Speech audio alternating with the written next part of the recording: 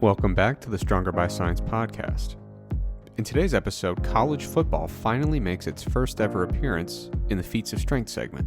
Then, Greg and I share some practical tips for evaluating and interpreting exercise and nutrition research. After that, I present a Read of the Week segment about the placebo effect of believing that you're on a diet, and Greg discusses training lift variations that are different than your competition lifts. Finally, Greg shares his onion jam recipe, followed by an interview with Alex Kolliari-Turner, who tells us about his exciting new research on muscle memory and the effects of steroid use on muscle myonuclei.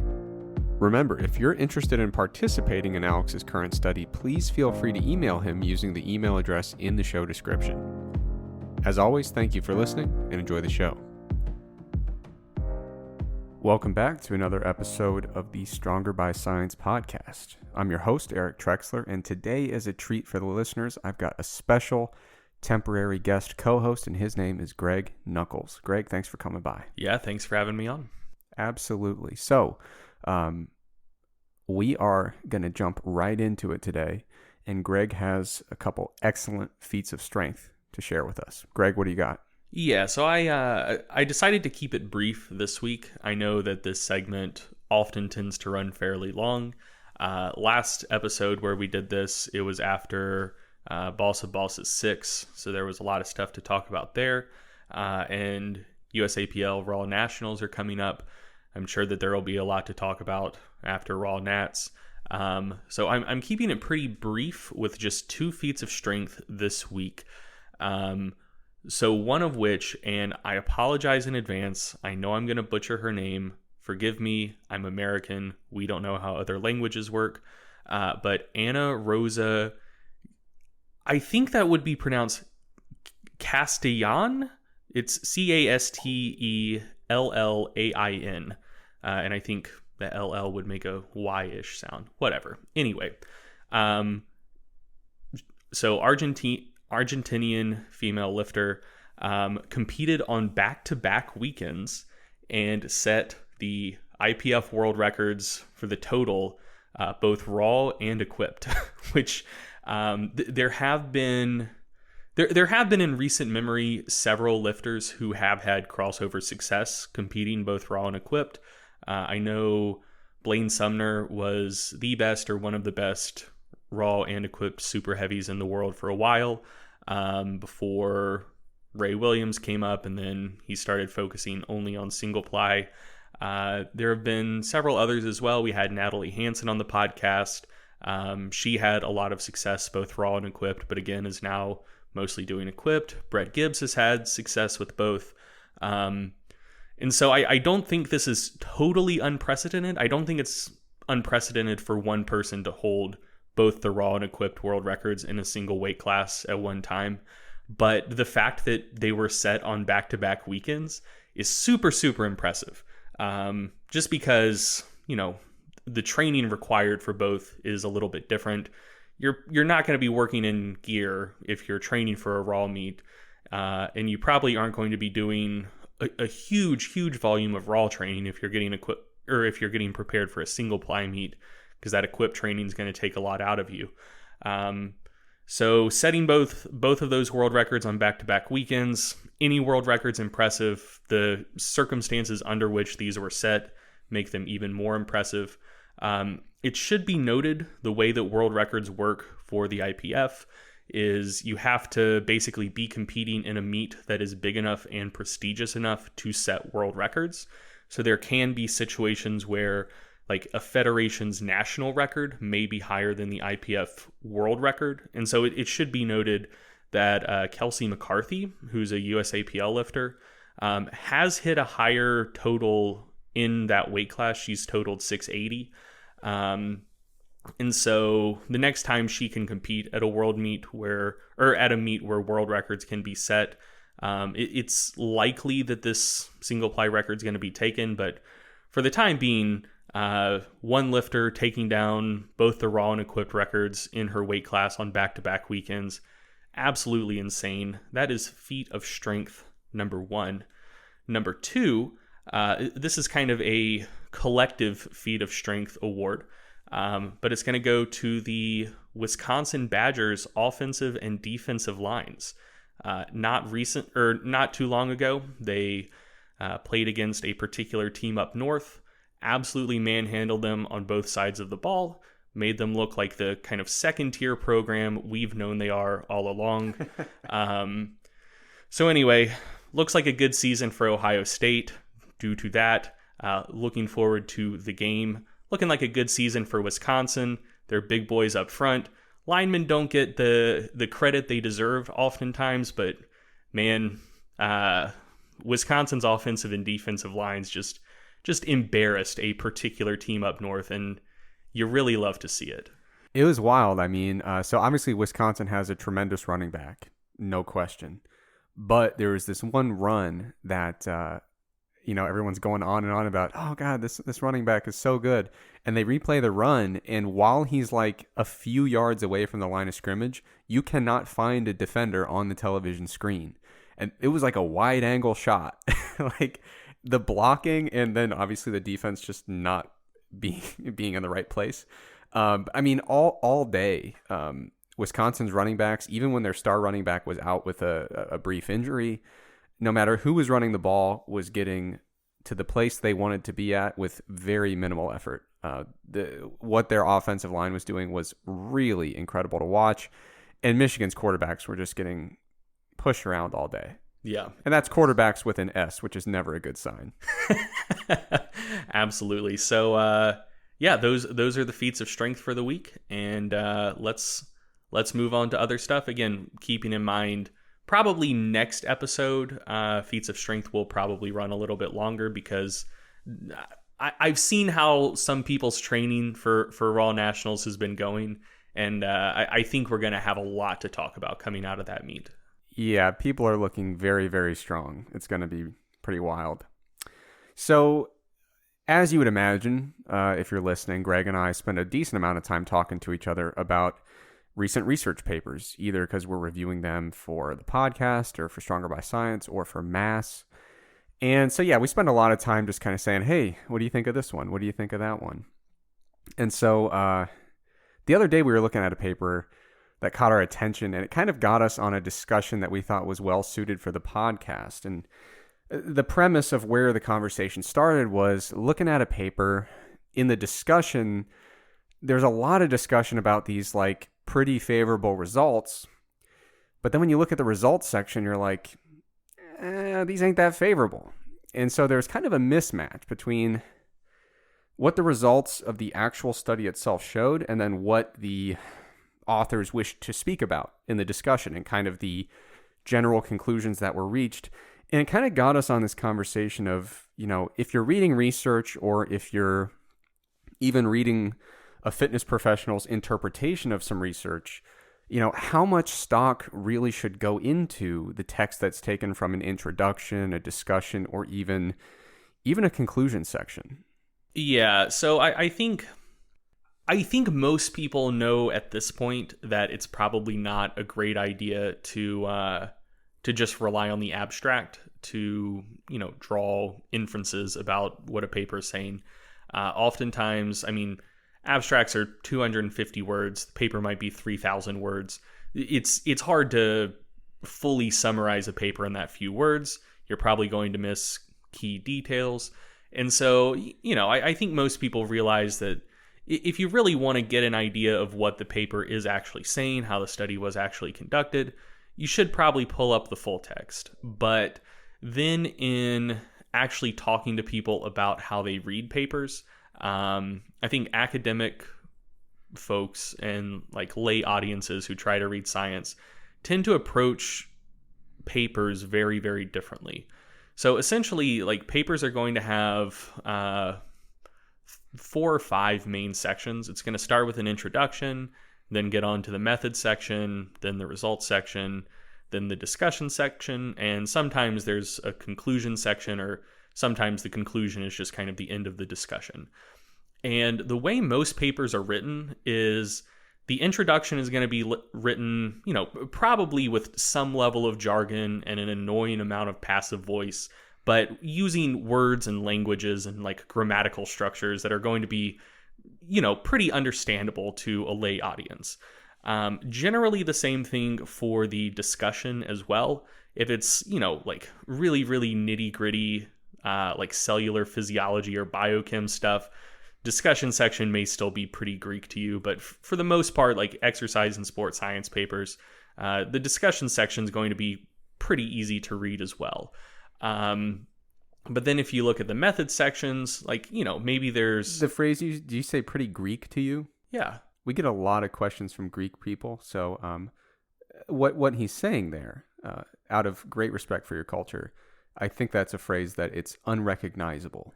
Yeah, there's... I feel like we get about 6 questions a week from people with Greek last names, so I want to get out ahead of this. None of which we pronounce correctly. No, we ruin it every time. But yeah, there's a saying in America, it's all Greek to me, meaning, you have no idea what it's saying because basically no Americans speak Greek. No, but we do love your culture. Yes. So anyway, so then when you get into the method section, maybe there's particular like measurements taken that you don't really know what they mean. The section is certainly much more dry. When you get into the like stats part at the end of the method section, if you don't have a stats background, none of that may make any sense whatsoever to you. And sometimes if you do know a little bit about stats, it also doesn't make sense to you, but just because the stats they used are dumb, not because you don't know what they're literally saying. That's actually a true story. So, Greg, you messaged me last night a quote from a stats section. I literally looked at it 3 times. I was like, what the hell are they saying? Yeah. What happened here? Yeah. And then the results section itself probably isn't going to be as hard to get through as the method section. But it's still going to be challenging because...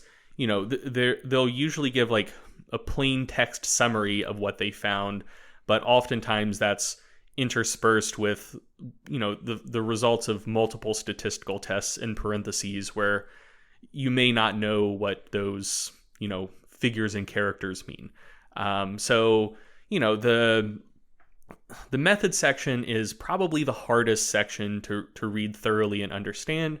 Results section, a little bit easier, but still can be a slog to get through. But introduction and discussion and a conclusion section, if the journal allows for it, those are pretty easy reading. And so a lot of people, when they first get into reading research, those are the sections they focus on. They'll read the introduction, maybe skim the methods, but probably just skip the methods.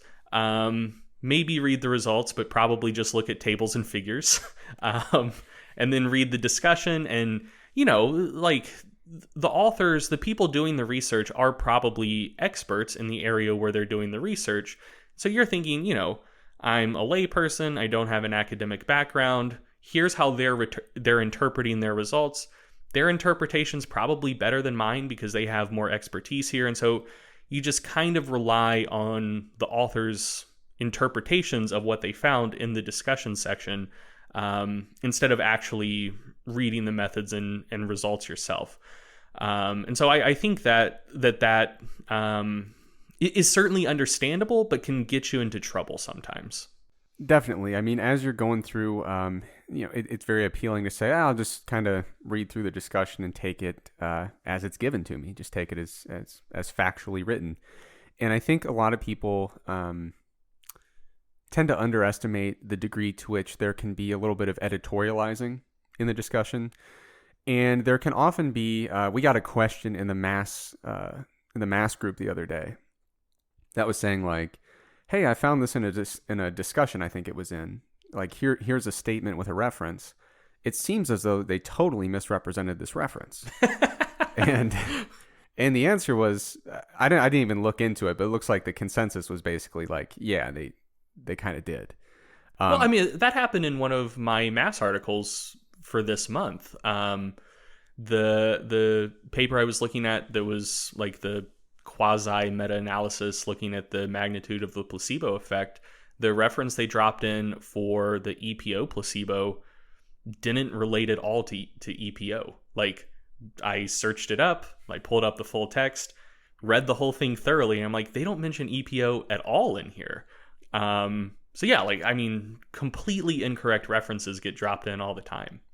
Yeah, you'll find a couple instances. Sometimes it'll be just like somebody used like a referencing software that just messed up. And it's like that is not what you intended to cite. And sometimes it'll be someone who's taking an extremely liberal approach to what the paper really showed. Right. They'll take the one little grain of it that kind of supports what they're getting at and leave the rest that happens to completely counter that. And so, somebody was like, hey, this looks like a pretty critical oversight in this discussion here. And I think a lot of people underestimate, I'm not saying it's good, but I am saying it's common. I think it happens a lot more than a person might expect. And there's a million reasons why that might be, but I would suspect that a lot of reviewers who are generally doing it at 5 a.m. or, at midnight when their family's like, dude, would you just go to bed?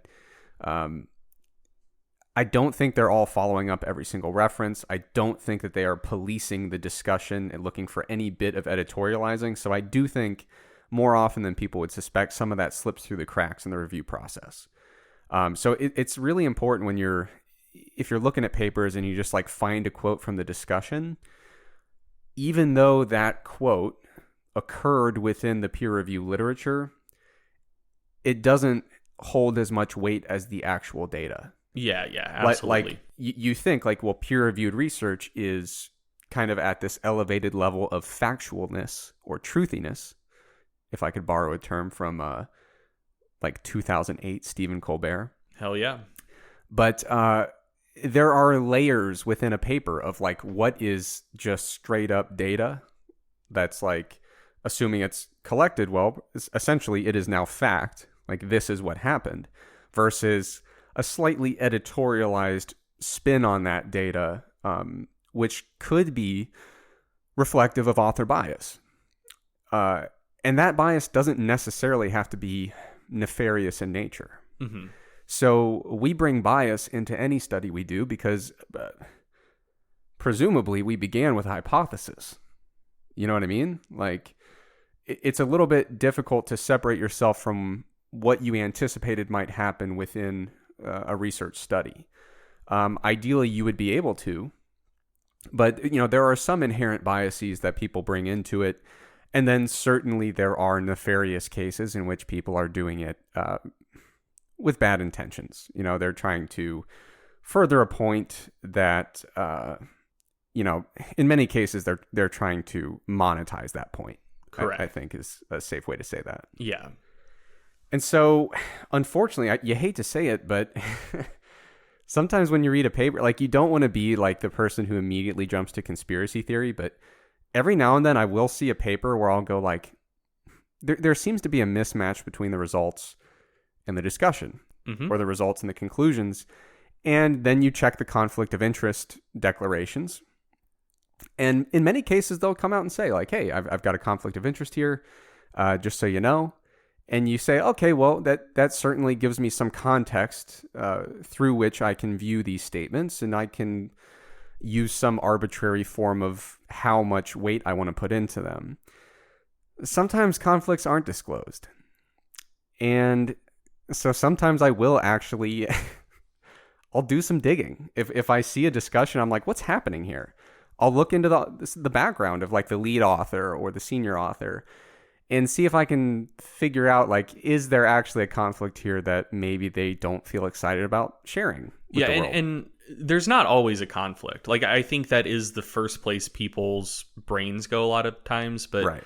I mean, most of the time when a discussion is spun in a particular way, it's either to make, maybe statistically significant results with a small effect size seem large and important, or to make null effects that are like maybe almost statistically significant, like basically present it in the discussion as if it was significant and meaningful and important, probably just due to positive publication bias. Like if you have exciting positive findings, that's going to be more likely to get published, period, and certainly more likely to get published in a prestige high impact journal than null findings. So the spinning of results, there doesn't necessarily have to be a conflict behind that beyond just the agenda of I want to get this published, and this may be the most favorable way to present these findings in order to get them published. Like that happens all the time, even in the absence of clear objective conflicts. Absolutely, yeah. I mean, sometimes there are conflicts. Sometimes there are just, some of those implicit pressures of how's this thing going to get published. But yeah, it's never a terrible idea if you see statements that are strong enough that cause you any kind of concern of like, what's happening here? Like this is almost reading like advertising copy more so than a discussion section. That's when it's maybe not a horrible idea to snoop around and see what you can find. I got sent a paper the other day where I was like, this paper's kind of weird. I looked into it and like there's just shady stuff all over it. So another thing to keep an eye out for, again, and this may be due to a conflict of interest or maybe just, a little bit of implicit bias of some ingrained bias of what the researchers believe they know about the intervention they did. Every now and then you'll see some very selective interpretation of p-values that are not statistically significant but are close. And what I mean by that is every now and then you'll find a paper where, when the p-values are like 0.08 and, the significance level that they selected is 0.05, if it's in the direction they hypothesized, they'll be like, oh, check this out. Close enough. But when it's in the other direction, that's not what they hypothesized. They're like, well, it's not significant. What do you want me to do? Like, that's not useful information.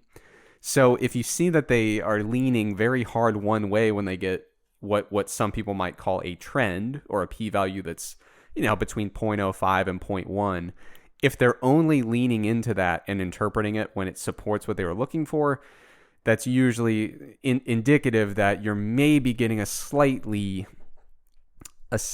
biased interpretation. Again, not necessarily a nefarious interpretation, but it does make you think, okay, so we're giving it a little bit more wiggle room in the interpretation here. Yeah, and also if you see that terminology in a paper, like if you see 0.09 reported as a trend, that's that in and of itself, in my opinion, is evidence that people are trying to spin it or maybe just don't know what they're talking about.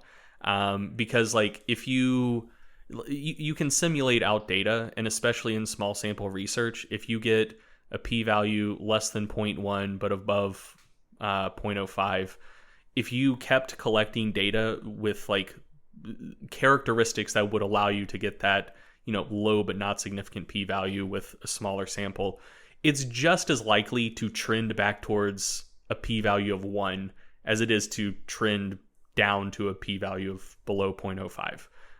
It's not a trend.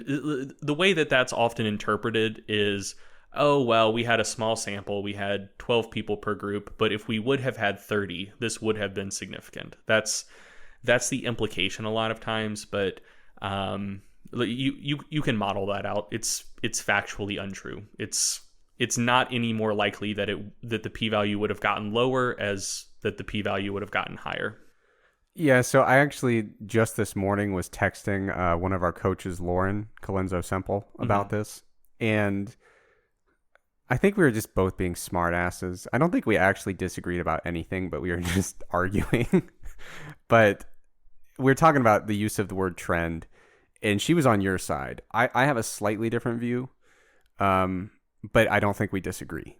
So with me, I've actually worked with statisticians who are straight up biostat, like their doctoral studies were not in exercise. They were in statistics. Mm-hmm. And they like to use the word trend when the p-value is 0.07, 0.08. And like so in what context though? Because the thing is, like, it depends, and we're getting way off topic now, but it kind of, so again, you can model this out and it's going to depend on what size sample you're working with. And so like in our field, it's almost always small sample research, and like 0.08 or like 0.09 or whatever, if you have a sample of like 10 people per group, again, you can model this out, and that's not any more likely to go below 0.05 as it is to go back towards 1. if it's like 0.07, 0.06 or whatever, and you're already dealing with a sample of like 60 people per group, then yes, it is then at that point more likely to keep trending down. Yeah, so all I'm saying is that it's terminology that has kind of entered the space now. And it's not that I disagree, it's just that I'm more focused on how it's presented. So whether you say, oh, here's a trend, or here is a p-value that is below 0.10 that I wish to further investigate or evaluate in an exploratory manner, to me it's more, what do you do with it, not did you use the T word or not. Yeah, I mean, because I agree, the T word, I'm hung up on the literal connotations of the word trend. Lauren is too. Yeah. Okay. Good for her. Yeah. Well, not really. We've been discussing on Instagram possibly starting our own podcast if you don't promote me to permanent guest host or co-host. So now at this point we may have grounds to do that on. We agree about the T word, and you're a fucking fraud. Yeah, well, first of all, good luck with your new biostats podcast. I'm sure everyone's gonna love that. And second of all, check your non-compete clause, because that's gonna make your life very stressful. Trust me. But in any case, I'm more concerned about, are you using that to very forcefully say, oh, see, yeah, we found what we wanted? Or are you using it to like give an actual thorough investigation? Like, so for instance, you've got 3 different measurements that are all like hypertrophy measurements. One of them is a quote unquote trend. The other 2 are just clearly non-significant. Are you grasping at that to say like, oh yeah, there is a hypertrophy benefit here? Or are you saying, oh, okay, well, based on the evidence available, that's probably nothing to get too excited about? Yeah. Or let's look at the actual magnitude of that effect. Mm-hmm. If it was, a quote unquote trend and the size of the effect was super small anyway, then again, who cares? So I'm more interested in how people use it after they put whatever label they want on it. No, yeah, for sure. I mean, it's 2 entirely different things. If, let's say you have 3 measures, you have like lower body lean mass, you have vastus lateralis cross-sectional area, and you have fiber cross-sectional area. And let's say, lower body lean mass, it kind of leans in one direction, p-value 0.07 or whatever. And the other 2 measures, equivalent high p-values. Like, it doesn't really seem like anything was going on. And then in the discussion section, you say, oh, but look at that lower body lean mass. This group clearly grew a lot more than the other group. Versus, if like lower body lean mass was like 0.07 in one direction, but then you look at cross-sectional area and fiber cross-sectional area, and they're both significant in the same direction, then you can probably look at the not quite significant p-value of lower body lean mass, and you're like, well, okay, this is a slightly less precise measure.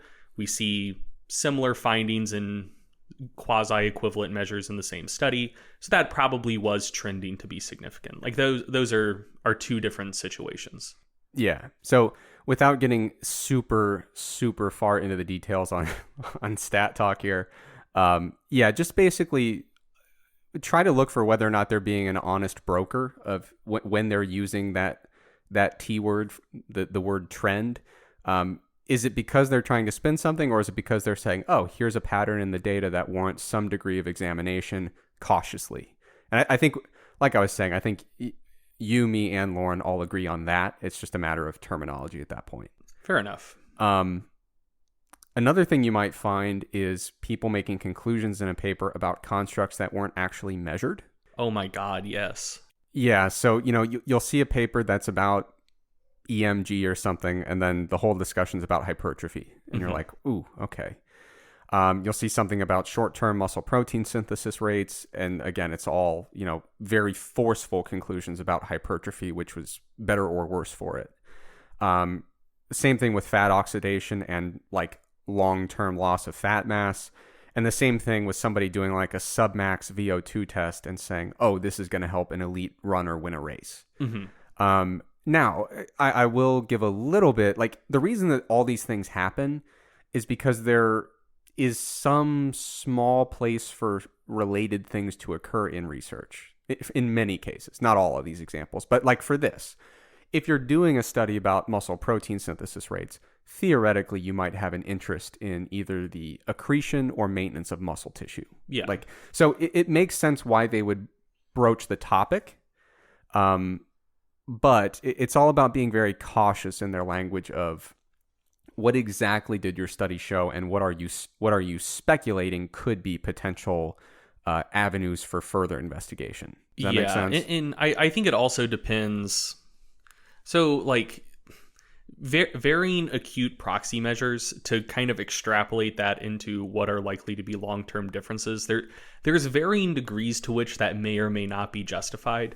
So for example, if you look at acute muscle protein synthesis and it's with an untrained population, we have pretty clear data showing that if you look at acute muscle protein synthesis data in an untrained population and then have them train and then look to see how like that acute session 1 muscle protein synthesis correlates with long-term results, not that good. Like there's not much of a relationship there.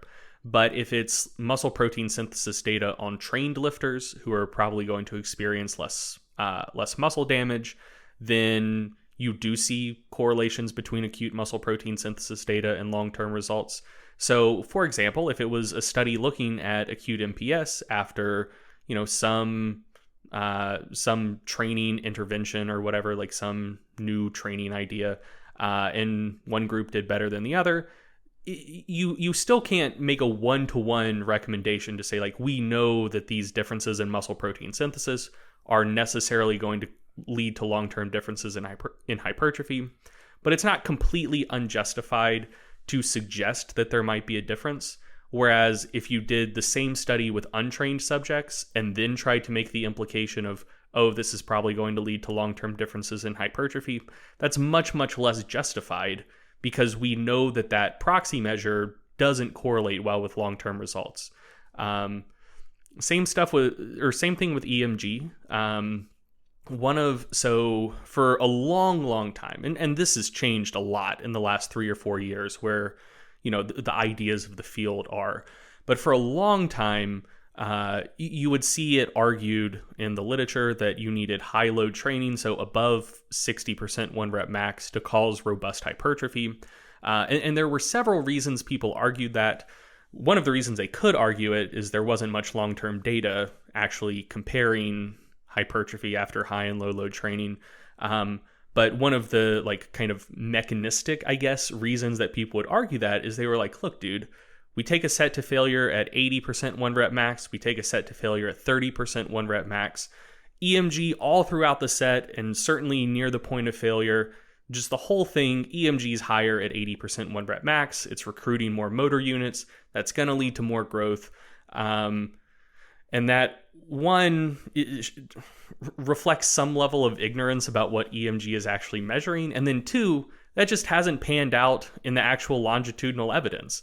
We still to this day see higher EMG throughout an entire set, including at the point of failure with higher load training. Yet when we, put people on high load versus low load training programs, over 10, 12 weeks, we see similar muscle growth. So you see people, trying to draw a direct one-to-one line between EMG hypertrophy. You see that less now than you used to, but you still occasionally see that. And especially when you're dealing with differences in loading, we know that's incredibly unjustified, but you'll still see people trying to, extrapolate that acute proxy measure to make inferences about the long-term outcome people actually care about, which is hypertrophy.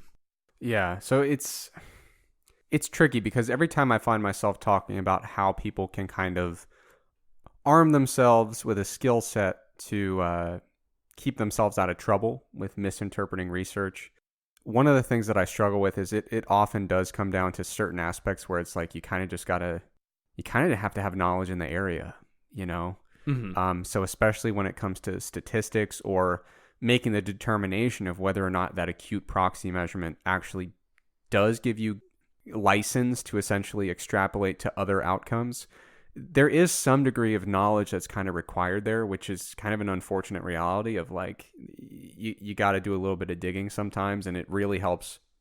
We've mentioned several times on the show, like, dig into a textbook. For sure. Get a feeling for the basic kind of theory underlying it, and then that'll equip you to kind of start weeding through some research and figuring things out.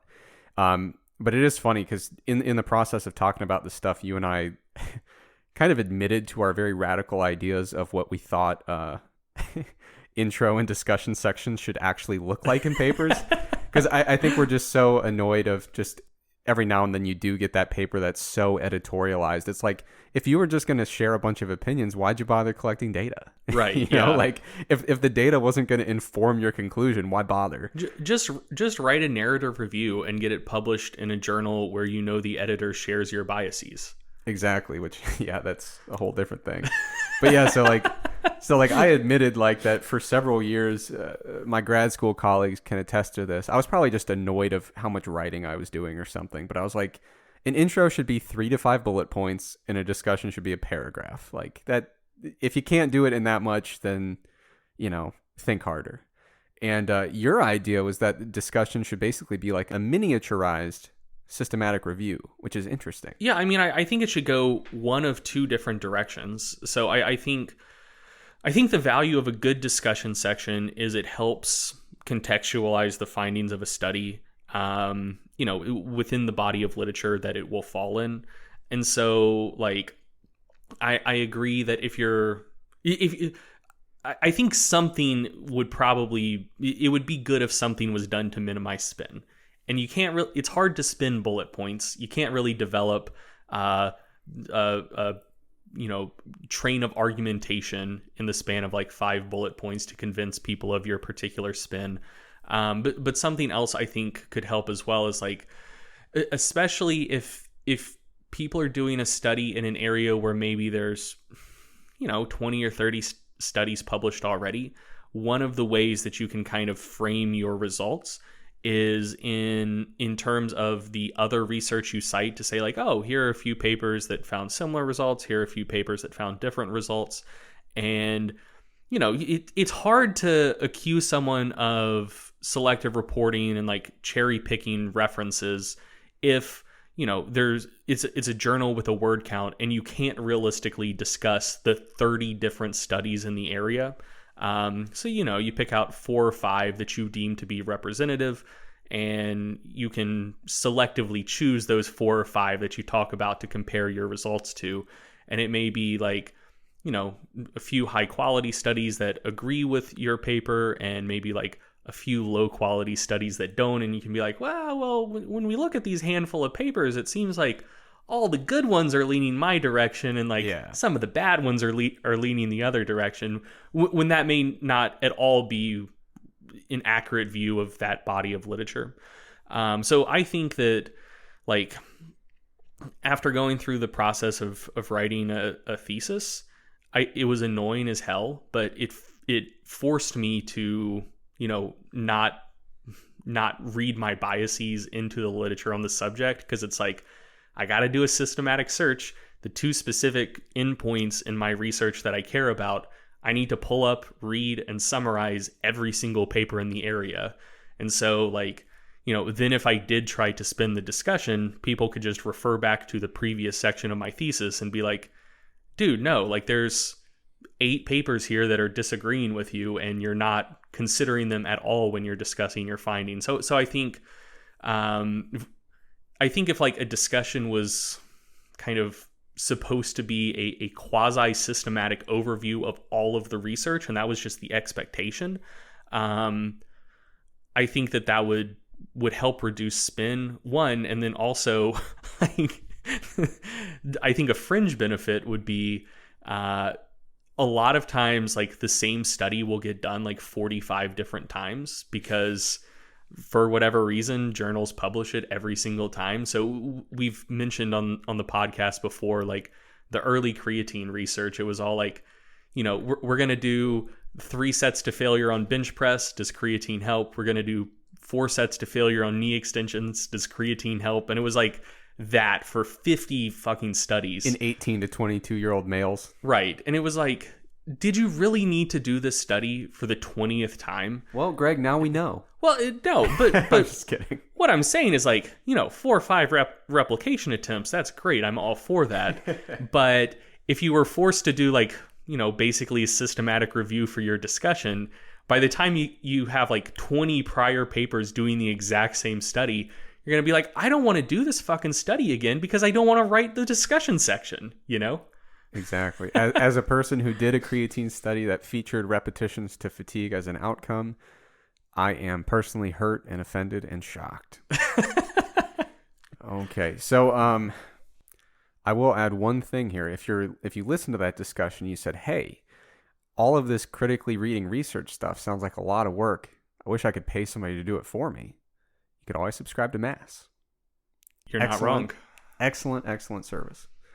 So yeah, just to summarize this discussion we've been having, to bring us back to where we started, absolutely 1,000,000%. If you want to know what a study's saying, read beyond the abstract.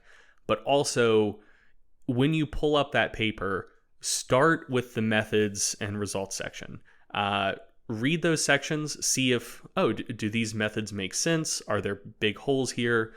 What are the results? What are they literally saying? And then, try to draw some of your own conclusions and inferences, and then go back and read the introduction and discussion, see how, the inferences you draw maybe are the same as the authors or maybe differ from the authors. And if they differ, look to see, are my interpretations a better literal, representation of what this study found, and are the authors spinning this? Or, maybe it differs because you missed something and the authors actually did the study and their interpretation is better. But at minimum, you can see if there's possibly a conflict between what the paper actually found and how those results are represented in the discussion section. And I think that that's going to help you get a better understanding of the research itself, and to start being able to rely on your own reading and not so much just, purely pulling up a paper and relying on the authors to accurately represent everything all the time. Absolutely. Now, I know the listeners have gotten more than their fair share of research and methods already. We are going to get into some very practical lifting tips in a Coach's Corner segment, but before we do that, I do want to share one more interesting segment. It was going to be a research review, but after reading the paper, I called an audible, and it's been demoted to a read of the week. So the read of the week is basically like a paper or really any work of written text where you say, look at that. And so it's a paper that basically, what a lot of people were kind of sharing about it, or what seemed to be the buzz in the public, was this idea that if you did a study and you put two people on the same diet, or two groups, you told one group, hey, this is just a normal weight maintenance diet, but you told the other group this is a weight loss diet. Basically, you placebo them on the same diet, that there was way more weight loss in the placebo group. And turns out there's a little bit more to that study than meets the eye. There are some very key details to keep in mind, which I wanted to bring people's attention to so that they don't get too excited about this concept of just placeboing people into weight loss. The study is called Studying a Possible Placebo Effect of an Imaginary Low-Calorie Diet. And I was like, now this is interesting. You see that on the page, you look at the abstract, you see the results, and you say, I got to dive into this thing to figure out what the heck just happened. And what you find is that this is absolutely a psychology study and absolutely not a nutrition study. And so that doesn't mean that it's not a valuable thing. It doesn't mean that there's not interesting insight to be gleaned from it. But if you're anything like me and you're thinking, well, how did this work? How do we kind of follow this trail and figure out where the calories went awry in terms of the calories in, calories out balance? There's just not enough information in the paper to actually comb through that. So very briefly, the idea here was to give two different groups, to put both of them at energy balance, but to tell one of the groups, hey, you're in a big calorie deficit, and to just see how that would respond, or how they would respond in terms of body composition outcomes. And so what they did was they told the one group, hey, you're at a energy balance, you should generally just be weight stable throughout the intervention. The other group, they said that every week you're at a 5,500 calorie deficit, which in the paper they said this should have theoretically caused them to lose about 6 kilograms in the 8-week study. They talk a little bit about the diets were supposed to be 55, 60% carbohydrates, blah, blah, blah, down the line. And they also had supervised supervised workouts, and that the workouts cumulatively should have burned about 750 to 900 calories per week. So that all sounds like it's going to go pretty well. But you start looking into the paper, and there's just not nearly enough actual data provided. Now, in terms of the results are wild. So the placebo group went from 106 kilos to about 103. So they lost like 3 kilos over this 8-week period. The experimental group went from 113 kilos to 104. That's a meaningful amount of weight loss. Like, that's a really big amount of weight loss. But so when I saw this, I was thinking like, oh, so you saw the title of the paper, and I figured the most straightforward way to do that would be to provide the meals for people. Mm-hmm.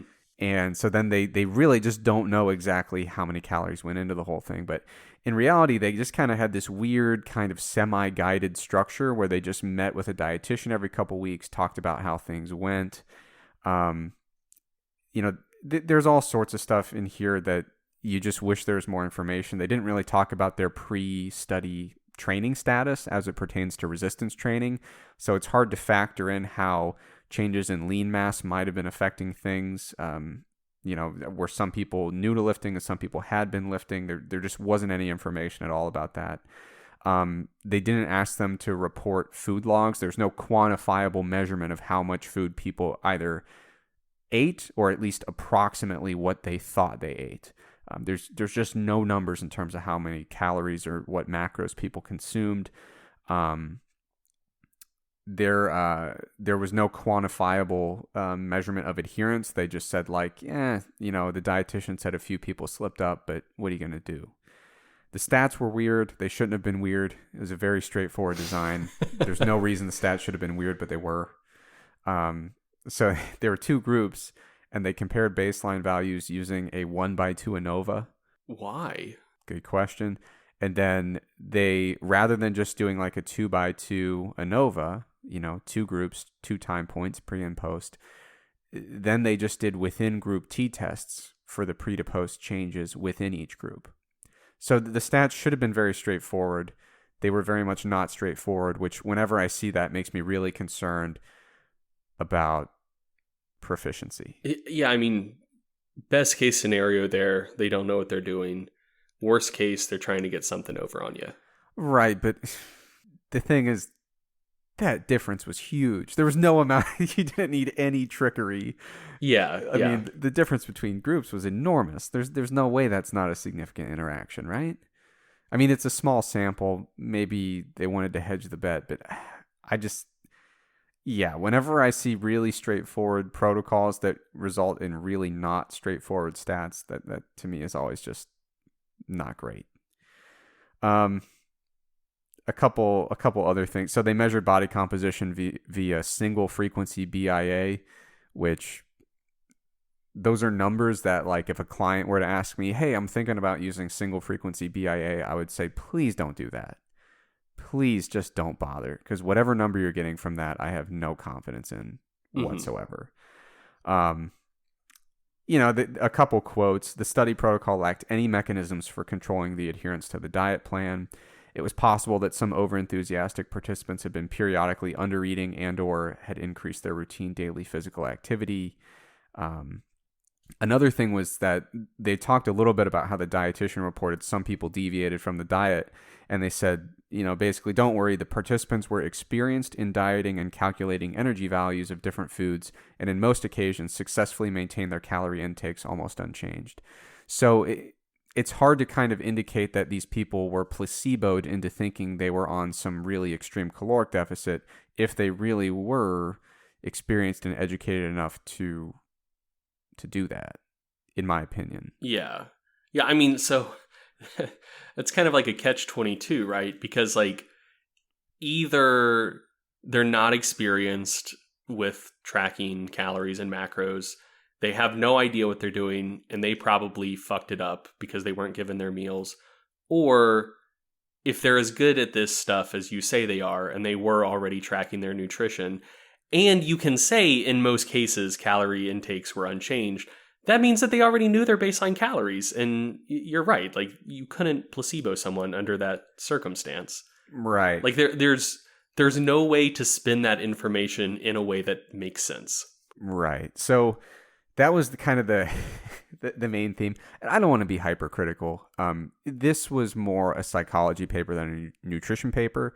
So if you read it as a nutrition paper, you end up at a lot of dead ends and saying, where's the information that I'm looking for? So if you were looking at this as like, oh, maybe this is gonna really influence the way I view dieting or the way I view nutrition from a physiology perspective, it's not gonna do that.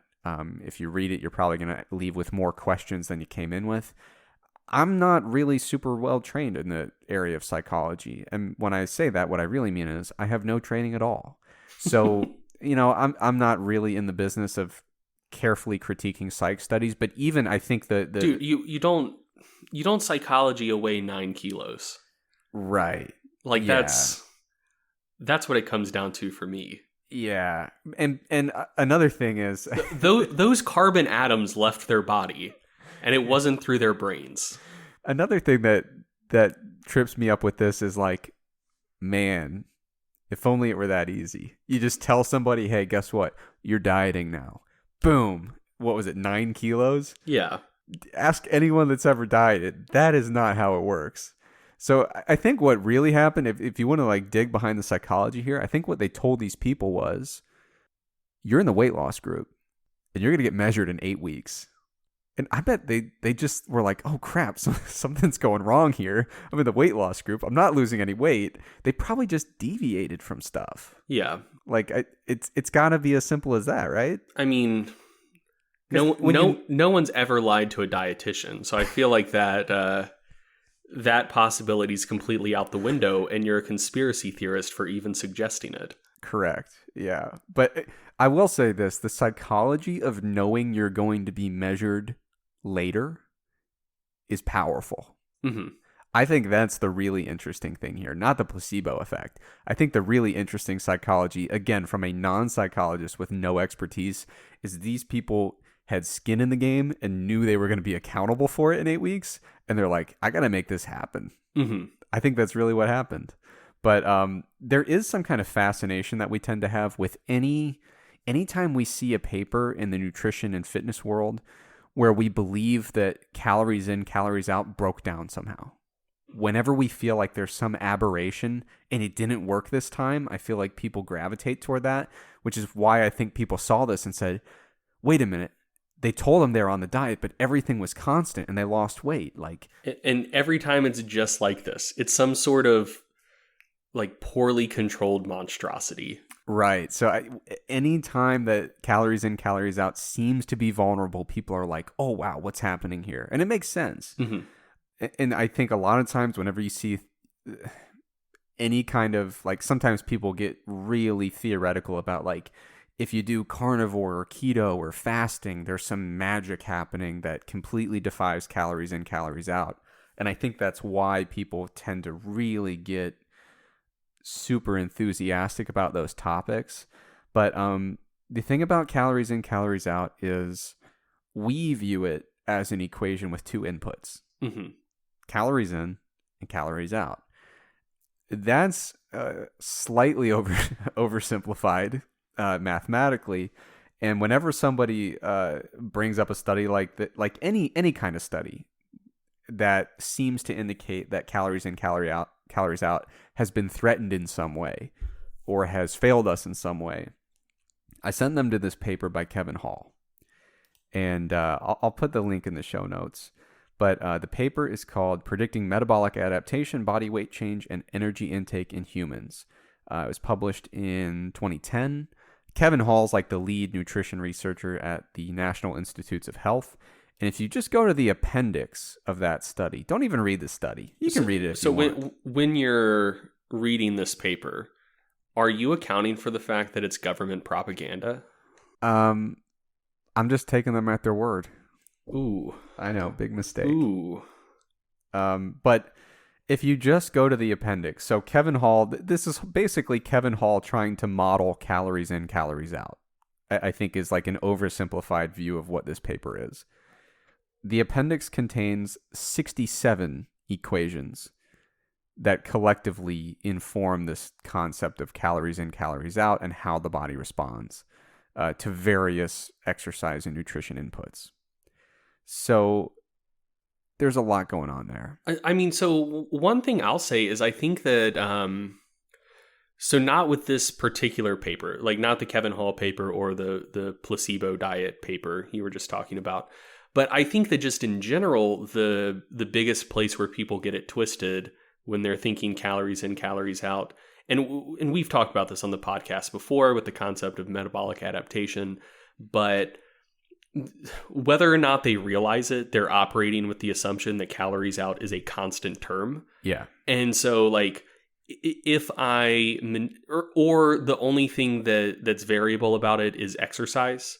So they think like, you know, if I change my calorie intake and the amount of cardio I do to these degrees, then I will get this level of predictable weight loss. Like the thing that this Hall paper does really well is if you can actually make it through all of the math, you can't. Well, you can't.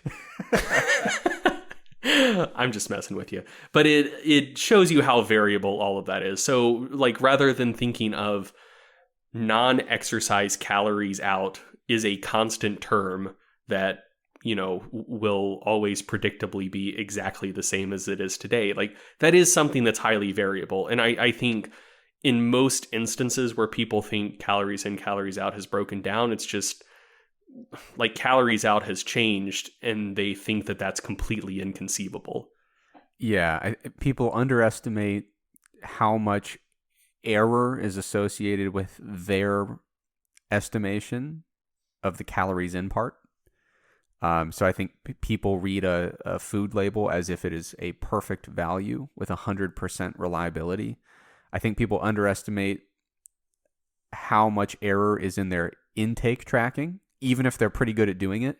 And yeah, I think people don't realize the very heavy math that goes into the calories out part. And so like you see in this Kevin Hall paper, there are terms to deal with de novo lipogenesis, gluconeogenesis, all sorts of metabolic ketone formation, all sorts of metabolic fates of the various things you're putting in your body that in some way are being metabolized in a way that affects essentially all aspects of the calories in and calories out equation. Mm-hmm. So, yeah, that's just kind of like a thing to get off my chest is like every time someone's like, well, how do you explain this? Their calories were the same, but this group lost more. And it's like, well, I don't know. Let's look at which of these 67 equations might have been influenced. Yeah. And it's not like it's not hyperbole. It's literally just look in these and see if you find any relevant terms. And I promise you will. Yeah. I mean, so one other thing that this reminds me of, and I won't tell the listeners the context in which we were initially having this discussion, but occasionally you see some stuff in the research where the really, really well-controlled studies say one thing, and the really, really poorly controlled or basically uncontrolled studies say something else. I'm going to give you a little hint here. You're generally better off going with what the really well-controlled studies are saying. And so, like, in this case, people can make whatever arguments they want against the calories in, calories out model. But it sure is incredibly convenient that when you put folks in metabolic wards, you know everything they're eating. You're tracking calories out very rigorously. I mean, thus far, the calories in, calories out model is undefeated. But only in those scenarios. Yeah, it seems to work incredibly well when you're actually controlling everything. And then as soon as the controls start, relaxing a little bit, you can find some papers where it looks like Kiko is on the ropes. But it's like, well, I mean, what's the more likely thing? Like this model that performs incredibly well under circumstances where we can monitor everything just suddenly stops working as soon as we throw it out into the world, or maybe humans tracked something wrong or didn't adhere perfectly to their diet or whatever. Yeah, so at that point you just teach it as a controversy, right? Maybe physics broke. Just teach the controversy, baby. Hell yeah. It's either that physics broke or that maybe there was some instance in which it wasn't perfectly controlled outside of the lab. Now, I want to reiterate the paper I was talking about with the placebo effect on dieting. Again, I'm not trying to disparage that author. I'm sure it was an honest effort at looking at an interesting psychological premise. But I think it was an instance of someone who doesn't typically do diet, nutrition heavy research, kind of dipping their toes into that area, which is why a lot of the things that you might be looking for in the paper don't seem to be there. And that's totally okay. And hopefully they'll continue following up on how people react to their diet and exercise behaviors when they know they're on the hook for weight loss. Because I still think there's interesting stuff to be gleaned from it. I just hope that next time they do a 2x2 ANOVA, that's my honest thing that I can't get past, but I'm working on it. Okay, so I mentioned we had a Coach's Corner segment coming up, and this one kind of started in the gym with us. We were doing some bench press, and I had mentioned to Greg that I tend to bench with a super flat back, and I know I could get a few more pounds out of it if I really tweaked my form, got an arch, kind of set up more like a power lifter. But I was like, you know what? This just grows the hell out of my pecs. It feels good. My shoulders like it, so I roll with it. And it kind of got us on a discussion about lifts that we use for training versus lifts that we use for competing. And even with the same lift, when you sometimes train with a slightly different setup or technique than what you compete with. So Greg, do you mind telling the listeners kind of your experience with the concept? Yeah, so this isn't a new idea at all. I'm sure it predates even him, but I know Fred Hatfield, Dr. Squat, was a proponent of this concept. So he did Hatfield squats, obviously, which may have been him trying to sell something. You never know. But another thing he advocated for was doing like high bar, deeper than competition standard, like Olympic style squats in the off season as a way to build general squat strength and maybe, grow your quads a little bit more. And then, he competed the same way virtually all powerlifters compete, like slightly below parallel, low bar. But he did a lot of his off-season training with, high bar, squatting deeper than he would on the platform. That was something he advocated for, obviously worked really well for him. A lot of people tried his methods and they worked well for those folks as well. And I've actually taken a really similar approach to squatting myself. Partially because I have garbage shoulder mobility, and so when I do a bunch of low bar squats, it doesn't feel great for my elbows. But yeah, that's an old injury, right? With the shoulder. No, that's another thing. I mean, I just have garbage shoulder mobility, and it puts my left elbow and like bicep tendon in a bad position. I tried to give you a pass. You could just blame it on the old, wasn't it like a... I'd like to. I mean, that affects my bench press, but it's just mobility for squats. But yeah, so I've historically always trained high bar squat and front squat way more frequently than I train low bar squat. And the thing is, like, I think people can get too carried away with variations of lifts such that they may not have great crossover anymore. So for example, something that was like a hot topic in raw powerlifting 5 years ago is box squats for raw lifters. Box squats probably make a good training lift for equipped lifters because, like, you probably don't want to get in full gear for every workout. The squat suit itself has stopping power somewhat analogous to a box. And so, you can squat to a box, throw some accommodating resistance on so the strength curve may be a little bit more similar to gear and get the job done without having to spend 3 hours putting on a Leviathan. But, maybe box squats aren't such a great proxy squat for raw lifters, but, maybe pause squats are, high bar squats if you're a low bar squatter, front squats, just things that in general allow for a longer range of motion, maybe are going to have a greater hypertrophic effect for some of the prime movers due to the longer ranges of motion. And then another key, certainly for myself and for some other people as well, is the consideration of what variation of this movement can I train the hardest? And for me personally, if I put as much volume into my low bar squat as I put into my high bar squat, my hips would hate me, my elbows would hate me, my back might hate me a little bit. It wouldn't be great. However, high bar squat is fantastic for me. I can train it with tremendously higher volume, push closer to failure without any ill effects. And so, yeah, there's the idea of are you going to get a better training effect from always training the variant of a lift that you're going to put on the platform? Or, maybe are there contexts where a close variation will give you a very, very similar training effect, but, may allow you to train harder, train while getting less banged up. And I certainly don't think that's necessary, but I think it's beneficial for a lot of people. So for example, in the Shako system, I think everyone pretty much always squats and benches the way they would on the platform. I think there might be some close grip and incline worked in, but it's basically comp squats, comp bench, and some variations on deadlift, but basically always with your primary stance. So you certainly don't have to use different variations to get the job done, but I think especially if the competition version of one of your lifts doesn't agree with you, if you do it with high volume, it's worth considering, can I get the same training effect, a similar training effect, or possibly even a better training effect with something that, may allow me to put my joints in a position that feels more comfortable, maybe will let me train harder with higher volume, possibly allow me to get a good training effect while limiting load on the bar a little bit. I think that those are all considerations to keep in mind, especially if the comp version of one of your lifts allows you to lift more, but maybe doesn't really agree with you.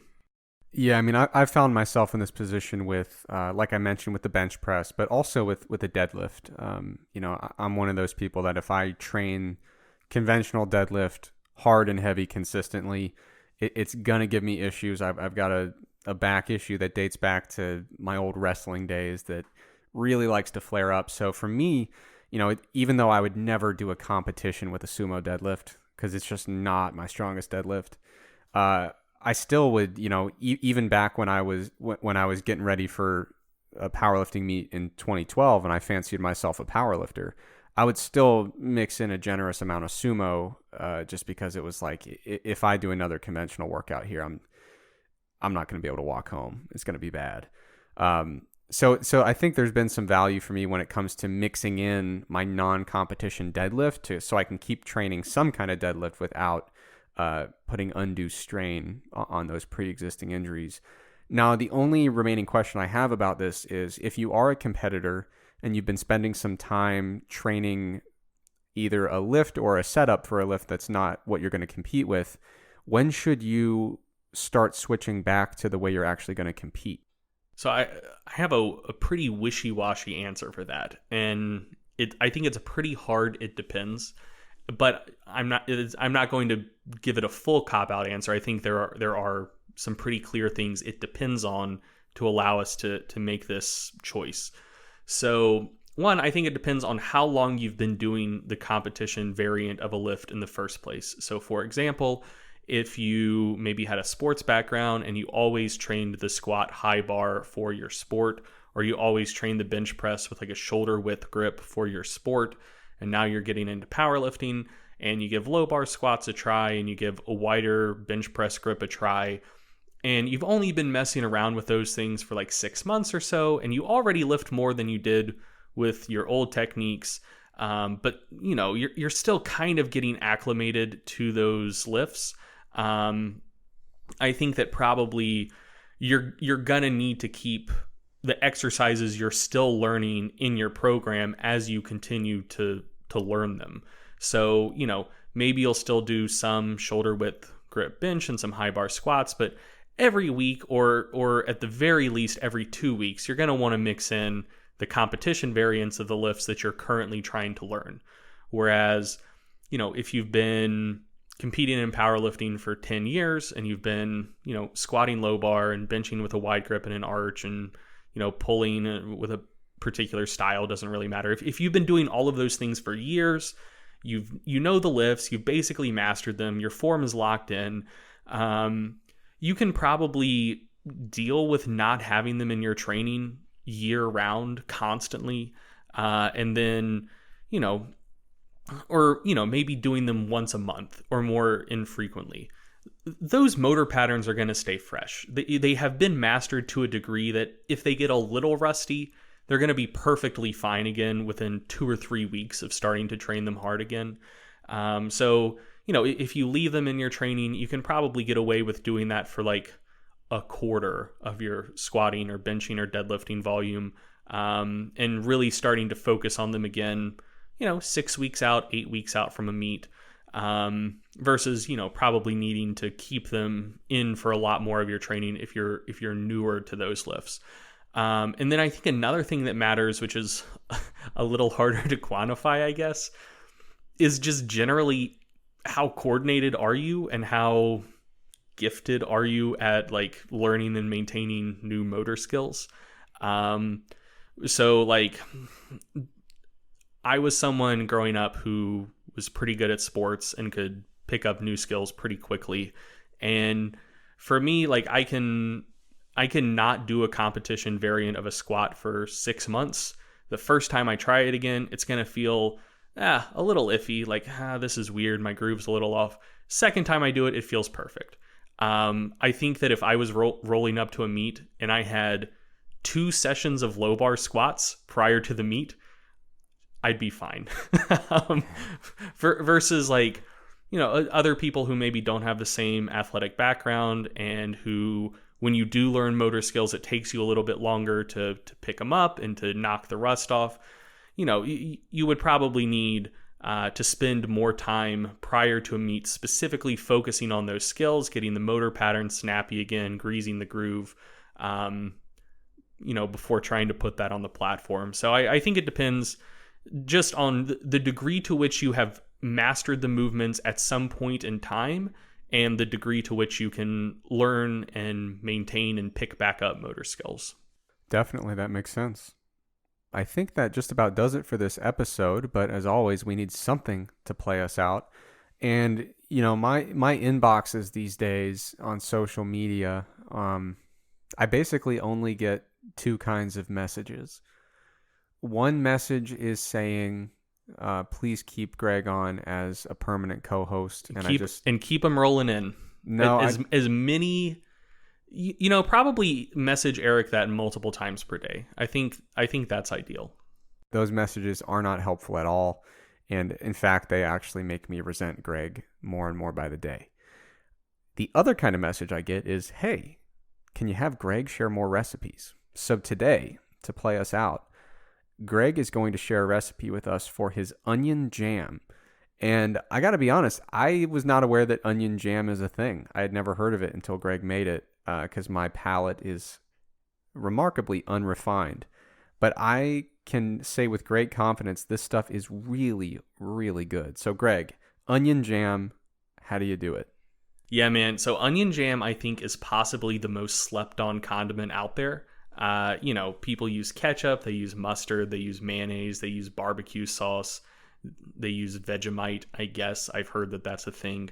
But onion jam is something that a lot of people don't know about, and if you've heard of it, fewer people have tried it or certainly attempted to make it themselves. But it's an incredibly versatile condiment. It has a really complex flavor, and it's also it's pretty easy to tweak the flavors and really make it any sort of condiment you want it to be. Just because if you look at the great cuisines of the world, a lot of them start with a base including onions. So, you know, the base of like Creole cooking is onion and carrot and pepper, I believe, generally with some garlic thrown in there as well. A good French mirepoix or an Italian sofrito, that's going to be onions and carrots and celery typically. So, I mean, it's a base of... No. Creole is the pepper instead of the carrot, but still with celery. Please, Creole people, don't hate me. I did know that. I have no room in my inbox for messages about Greg and his Creole knowledge. So yeah. So anyway, send those to him. So all I'm getting at is like, for a lot of like, you know, core cuisines of the world, onions are at the base of them because you can get a lot of really good and interesting flavors from onions. And especially when you cook them down, you get the onioniness, and you also get a very interesting type of sweetness. Like if you've ever put caramelized onions on a hot dog or on, you know, like a cheesesteak or something, like they taste sweet, but they don't taste sweet the same way that like barbecue sauce does, or like certainly honey, or just something that's just straight up sweet. Like it's an interesting, complex sweetness. So you can do a lot of things with onion jams and add different flavors to make them taste the way you want. So the way that you would start an onion jam is you get a bunch of onions.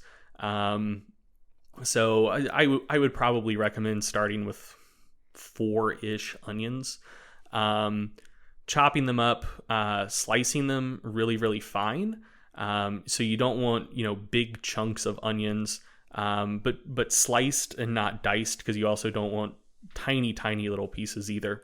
So you thinly slice some onions, you put them in a pan, and the traditional way to make onion jam, which I think is a little bit more effort, is you just put the onions in the pan with some oil and just cook them down the same way you would make caramelized onions, and then you add other flavorings after that.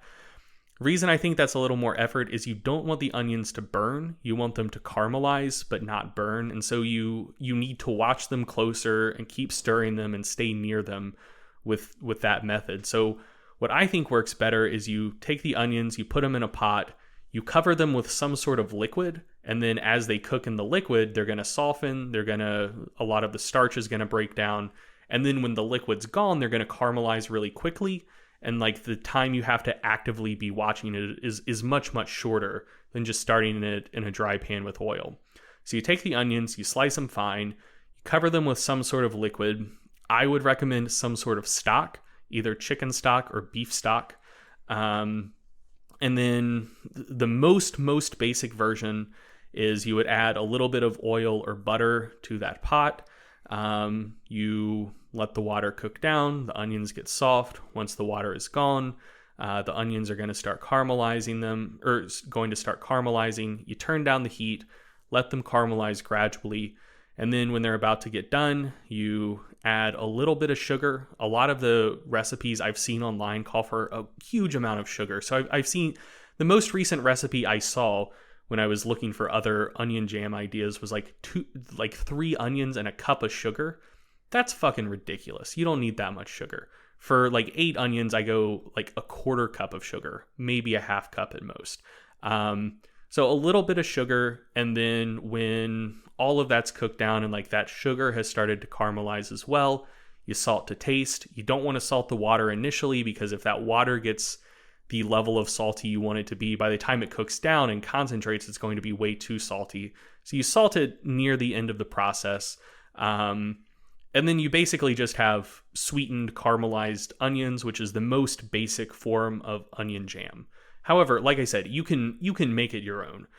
So things that I would recommend is throwing a little bit of garlic into the mix. Once the liquid has cooked down all the way, just dice it really, really fine. Keep the heat low enough that the garlic's not going to burn. Onion and garlic always plays well together, and I just love garlic. When you put the onions in the pot with the stock, you can throw some fresh herbs in there. So the onion jam I have in the fridge right now, I think I went with bay leaves and thyme, and they play very, very nicely together and go well with the onions. To add a little bit more depth and complexity, you can add some wine into the mix. Again, throw that into the pot when the onions are covered in stock. All of the alcohol will boil off. And I think white wine tends to work a little bit better than red wine. I think the red wine flavor can start overpowering the onions, but throwing like a cup of white wine into the mix is a good option. Oftentimes you'll see onion jam recipes with a tomato element to kick up the umami. So you can just use ketchup, like for 4 or 5 onions, something like a quarter cup of ketchup gets the job done. I have some homemade ketchup that's amazing, but store-bought works perfectly fine. Would you be able to do perhaps like a Shrek-related ketchup that's green in color? Would that be the same? Oh yeah, absolutely. Perfect. Or what I see a lot of recipes call for is tomato paste.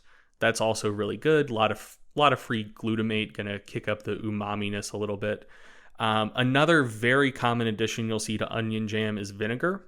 Again, that just adds another element. It's going to add some sourness into the mix. You can have, sweet, salty, sour, like all of the interesting flavors, all in one thing. So vinegar, strongly recommend playing around with that. To kick the umami up even more, you can add a little fish sauce. I know that that's something that a lot of Americans probably don't have much experience cooking with. If you get some fish sauce, don't smell it before you cook it or before you put it in a dish. It smells awful. As long as you don't add way too much, you're not going to smell it by the time it's cooked down. It just adds like a ton of free glutamate and again kicks up the umami of the onion jam. And then really any powdered spices you're interested in. So something I like to throw in is a few red pepper flakes. So you got it all going on. You have the sweetness from the onions and the sugar. You have all of the different herbs and spices you threw in. You have the savoriness kicked up from the ketchup and the fish sauce. You have a little bit of sourness from the vinegar. And now you have a little heat from some pepper flakes. It's an incredibly complex flavor. But anyway, you can mess around with any of those things or none of those things, and it's going to be good. And you can customize it to the taste you want on that backbone of delicious caramelized onions. And then in terms of what you'd use it for, it's a condiment. You can use it pretty much wherever you would use a condiment. So when you hear onion jam, probably don't think, oh, I'm going to spread this on toast in the morning. It would be good, but it would certainly be a non-traditional usage for it, and it's not going to replace like strawberry jam. But it's really good on sandwiches. It's really good on burgers. If you cook steak or pork chops, like throwing a little onion jam on top, delicious. Works well on charcuterie boards if you're into that kind of thing. And then a kind of weird thing I do with it that I personally love is I make scrambled eggs every morning and I mix it in with my eggs. Flavors play really nice together. So anyway, a lot of great condiments of the world. I think onion jam is one that's fairly easy to make, and it's very slept on, and it's very customizable. So yeah, if you've just been wanting more condiments in your life, or another thing that I'll note just in general is like, man, if you have people coming over to eat and you make the main course, or like you make some cookies for after the meal or whatever, people are going to be like, oh, that's nice, they cooked for me. And if the food's good, they're going to be impressed because the food's good. But the thing is, no one makes their own condiments. So just for impressing other people, if you make your own condiments, people are going to be like, holy shit, this person's serious about cooking. So in terms of the condiments one could make, onion jam is one of the easier condiments and one of the more delicious. So, there's kind of social benefits to making it as well, potentially. So yeah, it's good stuff. Make some onion jam. Now, Greg, can you respond to the pretty serious allegations on Instagram? A lot of people are suggesting that in the process of cooking this onion jam, that you were indeed eating onions as a hand fruit. Is there any substance behind these allegations? There's not. So I guess there is a a tiny bit of truth behind them. So completely true story. When I was a young child, I still like onions. Onions and garlic, I just love them. I use them in everything. But when I was a young child, I guess I liked onions even more than I do now. And when my mom would take me to the grocery store, me and my brother, she'd say like, oh, if you want to pick out some fruit to eat on the ride home, go for it. And my brother would always get a red delicious apple because he's a filthy conformist. And me, big brain move, I'd always get an onion. And so, little like 3-year-old Greg would be just, like mom would peel the onion for me and I would just eat it like an apple on the way home.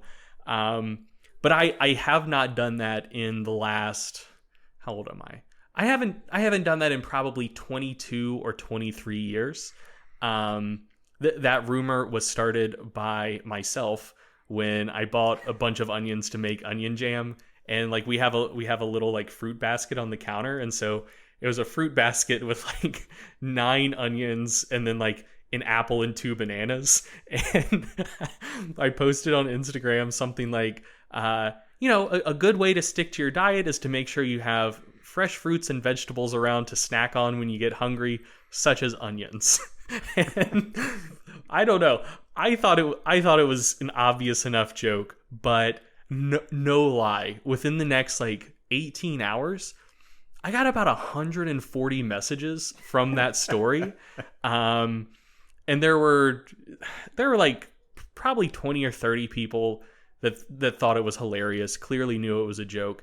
And then I'm sure that there were more who like were responding to the joke with the joke of, oh, you eat raw onions, but it's hard to pick up sarcasm. But I'm sure that there were within that group of people at least 50 that were just like, what the fuck, dude? Like, are you serious?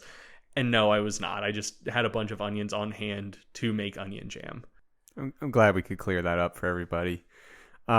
So yeah, all the positive feedback on Greg's recipes, I feel like Greg has become very emboldened in the kitchen. So he's going for these very complex flavors. The onion jam, like I said, was really terrific. He also made like a green tea ginger ice cream that was extremely interesting flavor, very, very good. So he's going a bit mad now that he's got a little more confidence from the internet for his cooking. So he's really pushing the envelope a little bit. No, I just have more time to cook now that I'm not in school. Fair enough.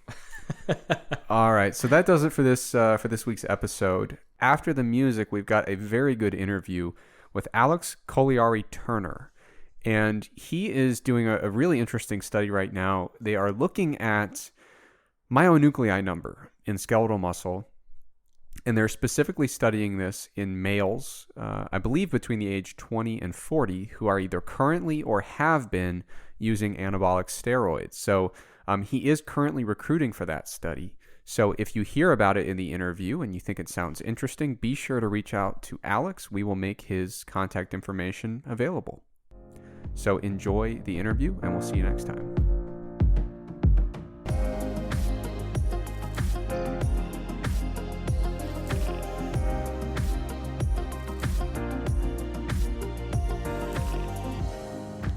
Welcome back to the Stronger by Science podcast. This is your host, Eric Trexler. Today, I am joined by Greg Nuckols and also Alex Kolliari-Turner. So, Alex, thank you for joining us today. Thank you for having me, Eric and Greg. Of course. So, Alex, can you tell us a little bit about yourself? You're doing a PhD right now. So, where are you going to school and what are you studying? So I'm a second-year PhD student at the University of Brighton, which is on the south coast of England, for anyone that's not familiar. And my PhD is investigating if muscle exhibits a memory of anabolic steroid exposure. So do you come from a sports background personally? So I come actually from a biology background and then wanted to get into sports science. And when I was living in Brighton at the time, and when I approached the postgraduate department, I specifically wanted to work with my professor. He was on a different topic, actually. And when I started talking to him, it turned out he had this project in line. And since then, I then enrolled to to help him get this project off the ground. Yeah, because you did your undergraduate degree was in biology at Oxford, right? That's correct. And so you basically, your interest in myonuclei and doping, that kind of came after meeting your current advisor, is that right? Yes. I actually saw him on a documentary where he was talking about how he's trying to generate a new drug test for erythropoietin, or EPO, which is a drug that's commonly used, or has been commonly used in the Tour de France to enhance endurance performance. And he's trying to come up with a new drug test and has spent about 10 years doing that. And I originally approached him to want to help him to do that because my undergrad degree involved a lot of learning about sequencing technology, and he was applying the omic technologies, so transcriptomics, which is what was particularly interesting, but also proteomics and metabolomics to try and enhance the EPO detection window. And at that same time, when we were having that conversation, he said that project's coming close to an end, and that the next project he has coming up would be investigating if muscle exhibits a memory of anabolic steroid exposure. Yeah, and I mean, so you, Greg, and I were just last week, we were all in London for the European Powerlifting Conference, and we got a chance to talk a little bit. And it sounds like the project you're working on has really huge ramifications for high-level sport when it comes to doping. But before we get into that specific project, can you give us a little bit of a background about satellite cells and myonuclei and why they're so important when it comes to hypertrophy and doping and sport in general? Sure. So we have to think about muscle as a special tissue in the body because it's multinucleated. So unlike skin cells or liver cells or kidney cells, where there's one nucleus inside one singular cellular body, muscle is actually in something called a syncytium, which means it's multinucleated. So inside one cellular body, inside one fiber, there's many nuclei. And the reason for that is because muscle cells by volume are the largest cells inside the human body. So one nucleus would not be able to support the volume of such a large cell. So it has to have many nuclei inside the cellular body. Now, these nuclei are important when we're talking about muscle growth because they are the structural units that are responsible for making proteins. And the interesting thing about myonuclei is it's believed that there is only a fixed volume around a myonucleus in which proteins can be made. So if you're wanting to enhance the size of a muscle, you obviously want muscle protein synthesis to outweigh muscle protein breakdown. So you want to stimulate the nuclei that are inside that muscle fiber to make more proteins, but there's only a fixed distance in which those proteins can diffuse around the nucleus. So if the number of nuclei are fixed inside the muscle fiber, it's only going to be able to grow to a certain size because the diffusion distance from these nuclei of the proteins is capped. And so what has to happen for the muscle fiber to get beyond a certain size is the stem cells that surround the muscle fiber, which are called satellite cells, have to become activated. They then proliferate, which means they divide, and then they donate their nuclei into the muscle fiber, and they then become myonuclei themselves. And therefore, the number of myonuclei in the fiber has increased. You then have more structural units to make proteins, and so the fiber can then grow to a bigger size than it was in the past. And that's the mechanism in which satellites are important to muscle growth.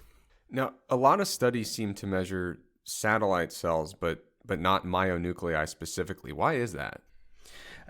In the past, myonuclei were particularly difficult to count accurately because you have to be able to stain the muscle fiber itself, and then a true myonucleus, the center of its nucleus is inside the muscle fiber, and the satellite cells are just outside. And so there was some difficulty in trying to stain and differentiate those two nuclei. And now there's actually myonuclei specific dyes that exist and stains, so that is much easier to do now. So there's been basically some improvements in the methodology that allow us to now get directly to the measurement we were really hoping for in the first place. That's exactly it. And that's actually caused a big paradigm shift in muscle atrophy, because what was originally believed was once a muscle fiber hypertrophies and gets bigger and the number of nuclei increases, when that muscle fiber then shrinks and experiences atrophy, it used to be believed that the number of myonuclei would go down. And as the fiber shrinks, the nuclei decrease as well. But actually, it's turned out that other nuclei inside the muscle fiber decrease during atrophy. So the number of satellite cells might decrease. The number of nuclei of blood capillaries might decrease. And immune cell nuclei within the muscle fiber might decrease. But the myonuclei themselves seem to be protected during this condition of atrophy. And the laboratory that's responsible for that finding is based out of Oslo. There's 3 key researchers that were involved in that.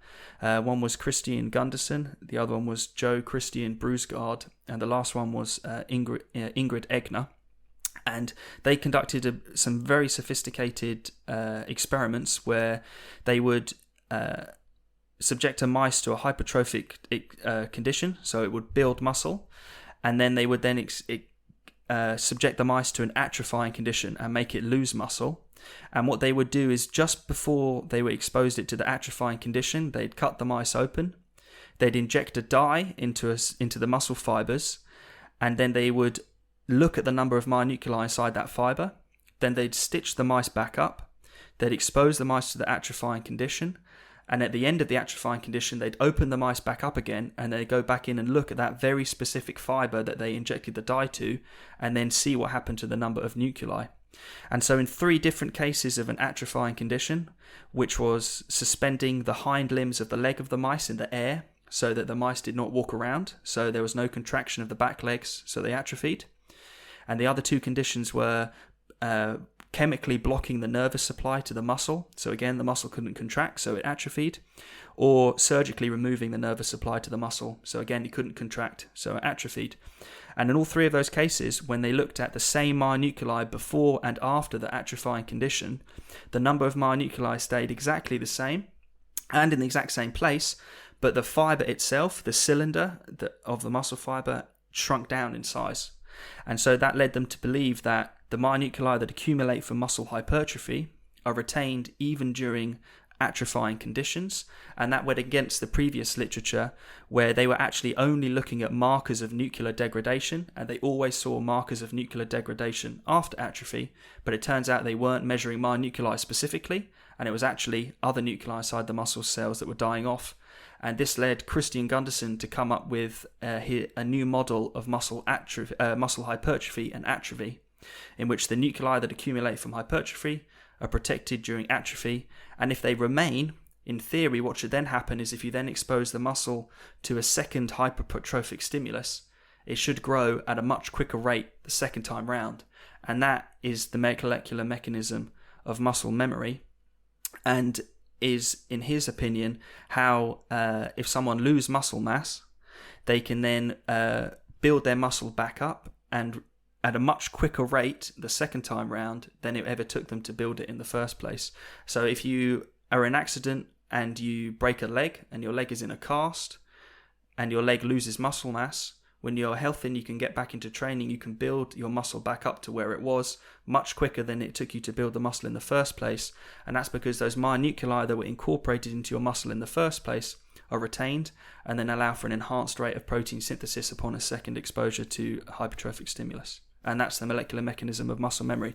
And Christian Gundersen, if you're interested, anyone listening, has got a fantastic review paper that's free on that. So if you just Google Christian Gundersen muscle memory, you'll find it.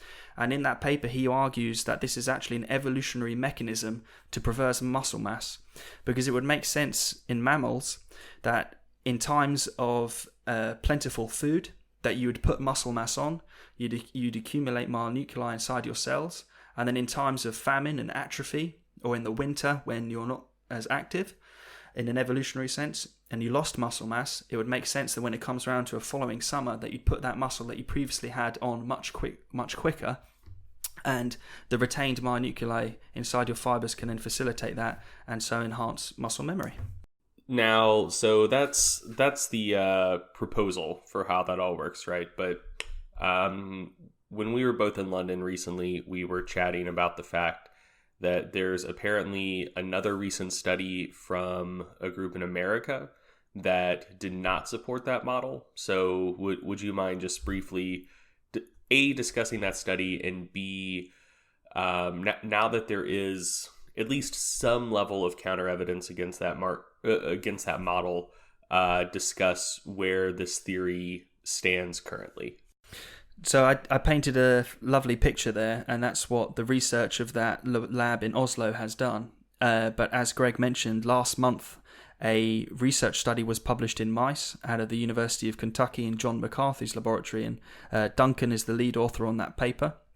And in that paper, they hypertrophied mice by subjecting them to running on a wheel that was progressively overloaded and weighted by 1 gram every week. So they started on an empty wheel, and every week 1 gram was added for 8 weeks. And at the end of that 8 weeks, the muscles inside the plantaris muscle of those mice hypertrophied. They got bigger, and the number of myonuclei increased. But then they detrained those mice and left them, and they did nothing. And then when they reanalyzed the muscle, it turned out that their myonuclei numbers had actually decreased, and their muscle fibers had shrank down to the exact same size that they were before. And so that directly challenges the theory that the myonuclei that accumulate from hypertrophy are retained. And that's the first study that's been published that's shown that after hypertrophy, the myonuclei that have accumulated are lost. So that has led to a challenge on this theory, and further research is going to be required to investigate why is it those myonuclei were lost, and why is it that in the previous studies they were indeed retained. It may have something to do possibly with fiber type, or it may also have something to do with us just better understanding the pathway of a satellite cell proliferating and then donating its nucleus in time, the fiber, and it becoming a true myonucleus. Because that's obviously a time course where the nucleus is at some point a satellite cell nucleus, and then it becomes a myonucleus. And there's actually a change in nuclear proteins that can be observed that eventually result in it being classified as a true myonucleus. So maybe the nuclei that were removed in this study had not become true myonuclei yet. They were still sort of late stage satellite cell, not full stage myonuclei yet. So that could be one reason, but this is all postulation, and further research is going to have to investigate what results in a myonucleus being protected from degradation and what doesn't, because that has big implications on doping in terms of steroids accumulating myonuclei, and also big importance with sarcopenia and elderly people potentially losing myonuclei as they get older, which could be one way that we could prevent losses in muscle mass as people get older, which is obviously a big importance as we have an increase in the aging population and an enhanced percentage of people becoming old and frail. So I'm glad you mentioned steroids in that last comment, because that is kind of the thrust of the PhD project that you're doing. So just briefly, how does doping, and specifically androgenic anabolic steroids, how do they affect myonuclei? What current research is there out there on how steroids affect myonuclei, and how might that then contribute to muscle memory and, maybe inform doping bans, and just practically how would this affect how doping control and sport work in general? So anabolic androgenic steroids inside the body have the ability to bind to their receptor, which is called the androgen receptor, and satellite cells contain androgen receptors, and anabolic steroids can activate satellite cells to proliferate and to donate their nuclei inside the muscle fibers, and that's even in the absence of any resistance training. And we know that's the case in humans from testosterone administration studies that were conducted in the early 2000s by an author called Sinha Hakim. And you can see in that paper that they give graded amounts of testosterone up to 600 milligrams a week, and myonuclei accumulation occurs in their muscle fibers at the end of the steroid exposure. So that means anabolic steroids, they increase muscle mass by two ways. They firstly increase the rate at which proteins are made inside the muscle. So any pre-existing nuclei inside the muscle will make proteins at a faster rate. So that will make the fibers get bigger. But then additionally, they then also cause myonuclei to get put into the fibers. So then the protein synthetic capacity of the cell is increased. So it's by that other mechanism also increasing muscle growth. And you asked about what research has been conducted in terms of anabolic steroids and muscle memory. In 2013, the Oslo laboratory that I mentioned before that published a paper with the lead author was Ingrid Egner. And in that paper, they exposed mice to testosterone for 2 weeks. And at the end of the 2 weeks, as expected, their muscle fibers were enlarged and their number of nuclei had gone up. And at the same time, they also had a control group in this study where they gave them a placebo. And at the end of this 2 weeks, in both groups, they removed the testosterone pellet or the placebo pellet, and then they left the mice in their cages doing nothing for 3 months, which is 12% of the mice's lifespan. And at the end of that 3-month period, the number of myonuclei was still elevated by 28% in the group that was previously exposed to anabolic steroids compared to the control group. Yet at that exact same time point, their fibers had shrank down to the exact same size. So even the fibers were the same size, the nuclei was still elevated in the group that was previously exposed to anabolic steroids by 28%. And at that time point, they exposed the mice to a hypertrophic stimulus, and that lasted for 2 weeks. And after 6 days, the mice that were previously exposed to anabolic steroids, their muscle fibers increased in size by 30%, whereas the mice that were not previously exposed to anabolic steroids, their muscle fibers only increased in size by 6%. And at the end of that 2-week period, the muscle fibers grew in parallel, but the group that was previously exposed to anabolic steroids, their muscles fibers were still 20% larger compared to the group that was not previously exposed to anabolic steroids. And so the conclusion of that paper was the myonuclei that accumulate from anabolic steroid usage in mice are retained, and they then result in an enhanced rate of protein synthesis later down the line. And so those mice that were previously exposed to anabolic steroids could build muscle at a quicker rate than mice that had never been exposed previously to anabolic steroids, even if they hadn't been exposed to steroids for over 12% of their lifespan. And that obviously puts in a big question for humans, because if we know that anabolic steroids increase myonuclei numbers in humans, the question is, do those myonuclei numbers go down as time passes? And there's not been a single study that has investigated that, and that is why our research has decided to investigate that. What we can do is look back in the research of any research that's been conducted on past steroid users, because if past steroid users are still retaining high levels of myonuclei inside their muscles, which you would theorize would happen because of their steroid usage, then that might provide indirect evidence that the myonuclei that accumulate from steroid usage in humans are indeed retained. And there's been one research study that was conducted, that was published in 2006 by Anders Ericsson, and that was just a PhD thesis.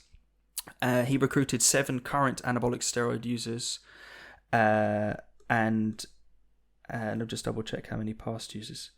He recruited 9 current anabolic steroid users who at the time of the biopsy were using on average about 1,000 milligrams of anabolic steroids, and he also recruited 7 past anabolic steroid users. And in those past anabolic steroid users, they had stopped using steroids for an average of 8 years, and previously in their life they'd used steroids for roughly 4.5 years. And in that study, they biopsied both the trapezius muscle and the vastus lateralis, with the outer quadricep muscle. And in the trapezius muscle, it was shown that in the powerlifters that had previously taken anabolic steroids, their myonuclei numbers were indeed still elevated and actually higher than powerlifters that had never used anabolic steroids before, even though on average these guys had stopped taking anabolic steroids 8 years ago. So that's a particularly interesting finding. Was that myonuclei number or density? I believe it's myonuclei number per fiber. Okay. Yeah, number of myonuclei per fiber. And that the current users in that group, so the 9 anabolic steroid users, the current users in that group, they've also been some peer-reviewed published literature on their trapezius muscle, and that was published by Farazi KD in the year 2000. And that was the research paper that was shown that the percentage of myonuclei expressing the androgen receptor is much higher in the trapezius muscle compared to the vastus lateralis in untrained people, in trained people, and then that disparity is then even further enhanced in people that are taking anabolic steroids. So the trapezius muscle, the percentage of myonuclei that express the androgen receptor is high, and even higher if you take anabolic steroids. And so that might be the reason why these myonuclei are potentially being retained. But there's very little research on trapezius muscle biopsies. But because that's the muscle that has potentially been shown to have a elevated number of myonuclei years after the cessation of usage, that's the muscle we're using in our research. I'd also note from that research study, there's also, it's unpublished, but there's a report that you can read online from that same cohort of people where they actually looked inside the just what proteins are inside the muscle of those guys. And using two-dimensional proteomics, they detected over 2,300 proteins inside the muscle tissue. And in some guys that even though they'd stopped using steroids 10 years ago, they still had 80 different proteins inside their muscle compared to people that had never taken anabolic steroids before. So it seems to be that the androgen receptor, the binding that's been going on and the proteins that have been made inside that muscle cell had made different proteins, and they seem to have been retained many, many years after the cessation of usage, which is very interesting. And there's not really been any other research conducted on past anabolic steroid users since then. So that's really interesting. So just for the audience listening, this is an area that I personally find pretty fascinating.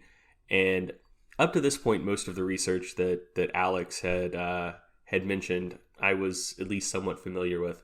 But Alex, I had not heard about that that last report that you mentioned. Was there more information about that? Like, was there any information about what types of proteins there were? Or, was it more just kind of like a little note that like, oh, there were 80 that differed? Or did it go into more detail? Unfortunately, they don't go into the detail of the exact proteins, and I think that's because the technology they were using, they at the moment haven't distinguished them. I haven't seen that. This is a report on the WADA website. It's not been peer reviewed and ended up in the published literature. So maybe at some point it will, but I haven't seen them specifically discuss what proteins are indeed different. Gotcha. Yeah, I was just wondering because just in kind of like the way that bros in the gym talk about steroids, they talk about, not just changes in muscle size and then changes in contractile function one would expect to come with muscle size. But they also, talk about different functional changes that steroids might bring about that, to my knowledge, there's not much evidence for. But if those 80 proteins were ones that would at least theoretically significantly affect muscle function, that would be quite interesting. Okay, so we've talked about... Greg, can I specifically ask what you mean by those other changes in function? Just because I don't know like those anecdotes. What do you mean by that? So some people propose that steroids make the muscles much more resilient against muscle damage. Some people propose that steroids dramatically increase contractile force independent of cross-sectional area. So like specific tension would increase along with cross-sectional area increasing, which actually runs counter to some of the research that's out there by you and colleagues, 2014. But yeah, just various things like that, which I kind of think is probably some dude did steroids at some point, noted some differences, and then that anecdote just kind of became, the word of God on whatever forum this person was a prolific poster on. But yeah, it kind of planted the idea in people's heads, and so they kept an eye out for it. Yeah, pretty much. Cool. Yeah. So yeah, we've talked about myonuclei in general. We've talked about how doping affects myonuclei and how that could potentially lead to maybe long-term differences in hypertrophy. So what exactly are you doing with your study, Alex? And what is that going to add to the literature here? So we're specifically looking for men aged 20 to 40 years old and who are current anabolic steroid users, who ideally come to visit our laboratory towards the end of their steroid cycle when they're exposed to superphysiological levels, and then soon after their visit they will then cycle off anabolic steroids. They'll conduct their own post-cycle therapy, so they won't go and drop down to a replacement dose of testosterone. They will conduct their own post-cycle therapy to fully come off anabolic steroids, and then re-invite them back for sampling 6 months later. And because we are taking muscle biopsies and also measuring muscle mass, we will therefore get an indication of how much muscle mass does someone maintain or lose when they come off an anabolic steroid cycle. And at the molecular level, we will have a comparison of muscle that was exposed to superphysiological levels of androgen receptor binding, and then 6 months later is no longer exposed to superphysiological levels of androgen receptor binding. So we'll be able to look at, do the myonuclei numbers, are they retained and elevated 6 months later? And also in terms of pathways of growth, because you've had superphysiologicals of levels of androgen receptor binding, how's that compare 6 months later down the line?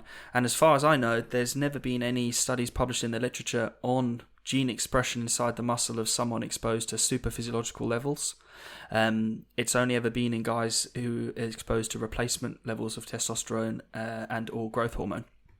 And we are also, if someone is, so ideally we want people to, who come to the lab, eventually they go off steroids and they come back, so we have a second time point.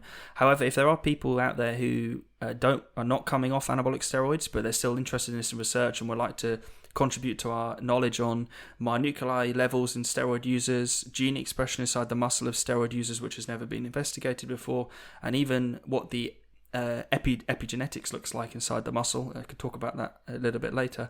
That's also never been looked at. So even if someone is using anabolic steroids at the moment, but they're not planning on coming off, they could also come and be involved in our research just to give us some extra data points. But ideally, we're looking for people who are then coming off fully. And at the same time, we're also looking to recruit guys who took anabolic steroids 2 to 4 years ago, but since then have been steroid free. So we can then see, are their myonuclei numbers still high, and also what does their molecular pathways of growth look like, considering it's been years since they've had superphysiological levels of androgen receptor binding. Ideally, those guys are no longer on a replacement dose of testosterone. They've been fully off, but if someone's on medically supervised genuine testosterone replacement, then they can speak to me further, because we might be able to get you involved. However, ideally, those people have come fully off anabolic steroids. So not like the people who will tell you on the internet, oh, I'm just on TRT, and then it turns out they're on like 500 milligrams a week. Yes, that's not the true testosterone replacement dose. Ideally, it's 150 milligrams a week. Gotcha. And if it's medically supervised, that's even better, because then we know that's genuine testosterone replacement therapy. Where if someone is cruising on a 200, 300, 400 milligram dosage, then they're still going to be above normal levels of androgen receptor binding compared to someone who's got a normal circulating level of testosterone who's not taking anabolics. And so this study has actually already been going on for a year, and we've already biopsied 30 people now, 7 current users and 5 past users. But as I've heard Greg say before, the most difficult part of research is recruiting people, and so we're always looking for more people to get involved. We have sampling dates coming up in October 2019, as the 26th, the 27th, the 28th of October 2019 in the University of Brighton Welkin Laboratories, which is actually in the Eastbourne campus, which is just a town 40 minutes away by train from Brighton. So if anyone is available on that Saturday, Sunday or Monday in October, then they should email me, because we can discuss your trip further. We can reimburse your travel expenses to get you involved from anywhere in England, and 1 night's accommodation. And even if you live kind of nearby in Europe, we might be able to get you involved as well, because the cost of getting someone's train down from northern England is sometimes the same as a flight on EasyJet from a European country. So we can usually try and work that out with somebody. And the research is probably going to be going on to 2020 as well. So even if you're listening to this after October 2019, you think, wow, that's interesting, I'd like to get involved, still get in touch with me, because we always have dates coming up. But at some point in 2020, the study is going to come to an end. So I want us to make the most of this opportunity that we have, because we've got all the equipment in place, we have all the personnel to do the biopsies in place, all the medical professionals, we have all the equipment ready at the university. It's now just a matter of trying to get as many current and past anabolic steroid users enrolled in the research so we can make the most of this opportunity. So if anyone out there is interested, just email me. We can take the conversation further. I can describe the study a little bit more of what's going to happen on the day, I can answer any of your questions, and then we can hopefully proceed to organising your visit either on the 26th, 27th, 28th of October or sometime in 2020. And I'd like to interject. I mean, recruiting for studies is absolutely one of the most challenging things, and especially when you're working in a really specialized population. So years ago, I was recruiting for a study on bodybuilders, and one of the biggest challenges was trying to convince bodybuilders, I'm one of you. Like, I'm not here to make bodybuilding look bad. I'm not here to pass judgment on what bodybuilders do. We're just trying to learn. And so I think it's important to stress for a study like this, if you're listening and you qualify and you're like, I don't know, this is kind of a sensitive topic. It's just so important to stress how meaningful and critical this research is and how important the findings are. So if you're listening and you're on the fence, you're like, I don't know if I want to get involved because it's a sensitive topic, I would encourage you to really strongly consider it. And I'd also add that the university ethics for this project, as you can imagine, were hard to come by. But one of the things that we have to adhere to be allowed to conduct this research is providing anonymity to the participants. So when someone comes to the laboratory, the only person that interviews them about their steroid usage is me, and I'm the only person who knows what group they're in. It's not discussed with the other people that are helping out with the study, and there's no reference to your name on anything that we do. You're given a random number when you enter the labs, and that's what's written on all of your samples, and that is then further randomized later on for publication. So there's not going to be any way anyone's going to be able to work out, even if you took part in this research, unless you wanted to tell them. So there is anonymity guaranteed. And as Eric said, if you're on the fence, just email me anyway and we can have a chat. I tend to speak to all the participants on the phone and tell them more about what's going on, what they can expect, the logistics of their travel, etc., so that we can then make the visit as pleasant as possible for them. Yeah, and this isn't, when you talk about anonymity, this isn't like when some website says, no, we're going to protect your data, and then you find out 6 months later they sold your data, and there's a big lawsuit. I promise you, if Alex breaches that confidentiality, his life is going to be a world of pain. So you can have a tremendous deal of confidence in that security of anonymity. Yeah, it would not be worth it at all Not at all. to do that. So I've got no interest in it. And, in the United Kingdom, we live in a country where the possession of anabolic steroids is legal. They're Class C drugs. So possession for personal use is not criminalised. So even conducting this kind of research is difficult in other countries where that is the case, where university ethics boards would maybe question researchers wanting to recruit people who are possessing substances that are against the control acts of that country, whereas that's not the case in the United Kingdom. So it's one of the few places you could even conduct research like this, which is another reason why it's interesting to try and get people involved, because other countries might not even be able to conduct this type of research. Yeah, I mean, they're definitely not doing this in Sweden, right? Isn't that or Denmark? Isn't Sweden the place where if you're too jacked, the police will just come into the gym and drug test you? Well, I don't know Sweden, but in Denmark, I know that if you've ever seen the film Under Construction 2 with Dave Crosland, he goes and visits gyms in Denmark, and he talks to the Anti-Doping Denmark, and they explain that the gyms can sign up to have drug testing at the gym level. So Anti-Doping Denmark can walk into a commercial gym and they can drug test people just at random, obviously depending on their appearance. And in the film, they explain that at the front door of the gym they have to display a smiley face which indicates drug testing happens, or a sad face which indicates drug testing doesn't happen. It's like the Surgeon General's warning on packs of cigarettes. They need to update that. It should be if there's no drug testing, it should be a winky face, like, hey, you're good here. And so Dave in that film goes and visits these different gyms, and I think a lot of the gyms that sad faces just don't put the picture up, but still that does happen. So it just goes to show you how strict the rulings are, and if you're caught taking steroids, even if you're just a gym goer, you can then be served an anti-doping violation and not be allowed to train at the commercial gyms anymore, and you're kind of blacklisted. So, that's a very different. It's very, very different to how it is in other countries. It's the literal real-life natty police. Yeah, but that's just because they have different rulings. I encourage anyone to go and watch Under Construction 2. You can stream it. It's not expensive, and I think Dave does a really good job trying to navigate that space when he goes and visits. Yeah, so my understanding, I could be wrong. So if you're listening and you know about this, correct me. People listen to our show in every country except the Netherlands, so somebody will let me know if we're wrong.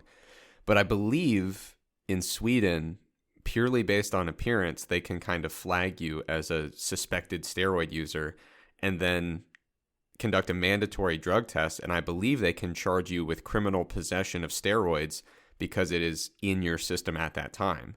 So even if you don't have like steroids in your car or at your house or whatever, the fact that it is present in your body, I believe, is makes you subject to criminal charges. Yeah, that's what I had heard as well. I haven't heard that, but that's interesting.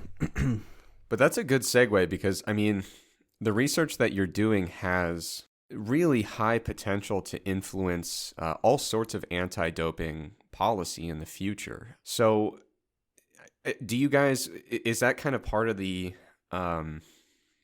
intention here, is to figure out how long a ban should be for when someone who competes in sport gets caught with a steroid violation? I think our research is investigating that, but it's never going to be able to provide a concrete answer because obviously we're only one study, and depending on the people we can get, it'd be very difficult to extrapolate that to all people. But we are definitely going to shine a further light onto myonuclei retention post-steroid usage, as that's never been properly investigated in humans, but has been rigorously tested now in mice. So that will be interesting. But I would add that a lifetime ban is never going to happen in anti-doping because from first-time offences anyway, because law-wise and the lawyers that are involved in anti-doping, that would just never pass, and that's why that's not the case as it currently stands, where at the moment it's a 4-year ban if you're caught with a prohibited drug. If you're caught with a second offence, the ban is then customised depending on the severity of the offence, which can be up to a lifetime ban if it was blatant cheating, but if the second offence was proven to be contaminated or indirect or inadvertent, then it can be reduced and less. But I don't think that first-time offences are ever going to result in lifetime bans, even if anabolic steroids were shown that the myonuclei that they accumulate are retained. Maybe it might result in a slight extension on the ban for steroids specifically if their effects on muscle are slightly longer lasting, whereas, for example, if someone takes a stimulant or an amphetamine and gets a boost prior to an event, a few years later that's never going to benefit them, whereas it might be if their steroid use cycle does retain a benefit in their muscle many months later. Maybe the ban length might be extended on that, but you're then starting to deal with the lawyer aspect of anti-doping, and that's probably not going to change for some time. Yeah, so just to clarify, currently the system is you get caught the first time, that's an automatic 4-year ban? Unless it can be proven that it was inadvertent exposure. So if you prove it was a genuine contaminated supplement, so the supplement you were using and supplements that are then taken from the supply chain with the same batch number, then both proven to contain trace amounts of a drug that was not on the label and therefore it's inadvertent consumption, it can be reduced down for 4 years. Equally, if you have a genuine need for a drug but you have not filled out the correct therapeutic use exemption form, then and you're found with that drug in your system, so some people have to take drugs that and that could actually mask other drugs, but they're actually required to help monitor their blood pressure or something along those lines, but they're used also to mask steroid usage. If it's proven that you have to take that drug because otherwise you'd suffer from a medical condition, but you didn't fill out the appropriate paperwork, then the 4-year ban could be reduced. But if inadvertent or consumption or therapeutic reasons are not are ruled out, then yeah, it's a 4-year ban. And so obviously the research that you're working on now is going to really help us understand this timeline with a much clearer understanding. But I mean, do you think that 4 years is sufficient currently when it comes to, if we catch somebody using anabolic steroids? Do you think a 4-year ban is enough to actually mitigate the advantage that was obtained? I think it's always going to depend. Well, if we're talking about steroids causing myonuclei accumulation, the level of myonuclei accumulation is always going to depend on the dosage of steroids used, their length of exposure, and the types of drugs used. And even if we do find that myonuclei are indeed retained after steroid usage, so they're not going down, we don't really know if that may manifest in what level does that manifest itself in a benefit inside somebody's muscle. Because the theorized benefit would be if your myonuclei numbers are always still high, the protein synthetic rate of that muscle could always be higher than it was when the myonuclei numbers were lower. So that would mean that your muscle fibers might be able to grow to a bigger size. However, if you're no longer taking steroids anymore, then the protein synthetic rate inside your muscle is going to be lower. So maybe it can't, even if it has more myonuclei, maybe it can't even grow as big as it ever was in the past. That's definitely not going to be happening. But although you might not be able to put on muscle mass better, even if you have higher numbers of myonuclei, you might recover better because your protein synthetic rate inside the muscle might be higher. So that could be one retained advantage. But does 4 years or not? I don't know, and I think our study is only going to slightly shine light on that because we're not controlling the steroid cycles of these individuals. We're not controlling their training or their nutrition. In an ideal world, what we'd be able to do is give people anabolic steroids, train them, see how much muscle they put on, how many myonuclei they accumulate, and then take them off anabolic steroids. Probably keep their training going, and then just kind of see what's their rate of muscle growth like later down the line, and what's their myonuclei numbers later down the line. That would truly answer that question. But at least hopefully with this study, if we get enough people to return on a second occasion and we get enough past users, then we can further investigate that retention mechanism. And is this a line of research that you're planning on continuing kind of down the line in your career? So our group is also, because investigating the issue of incorporating fairly transgendered individuals into sport, because a biological male, cis man, who has a high testosterone level up to the year of transition, so say that's in their 20s, then they've had past puberty maybe 10 or more years of a high testosterone environment, which you'd theorize would mean high levels of myonuclei. And then the question is, when they then undergo hormonal therapy and they reduce their testosterone and they become a female, do their numbers of myonuclei remain elevated or not?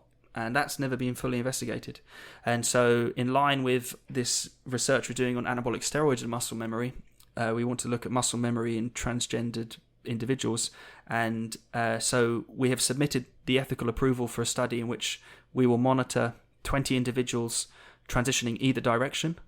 That's not my main project. My main project is this anabolic steroid muscle memory project. Dr. Jonathan Ospina-Bettencourt is heading the transgender project, and we're hoping to hear back very shortly about the ethics was submitted, and there were some, as you can imagine, that's a very difficult study to try and conduct, and many things have to be considered on the ethical level to make sure participants are looked after.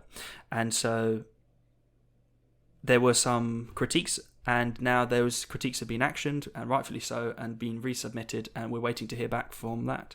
But I would hope that in the next year or so that study will be up and running, and hopefully I'll be able to contribute to that, because it will be happening at the University of Brighton with our group.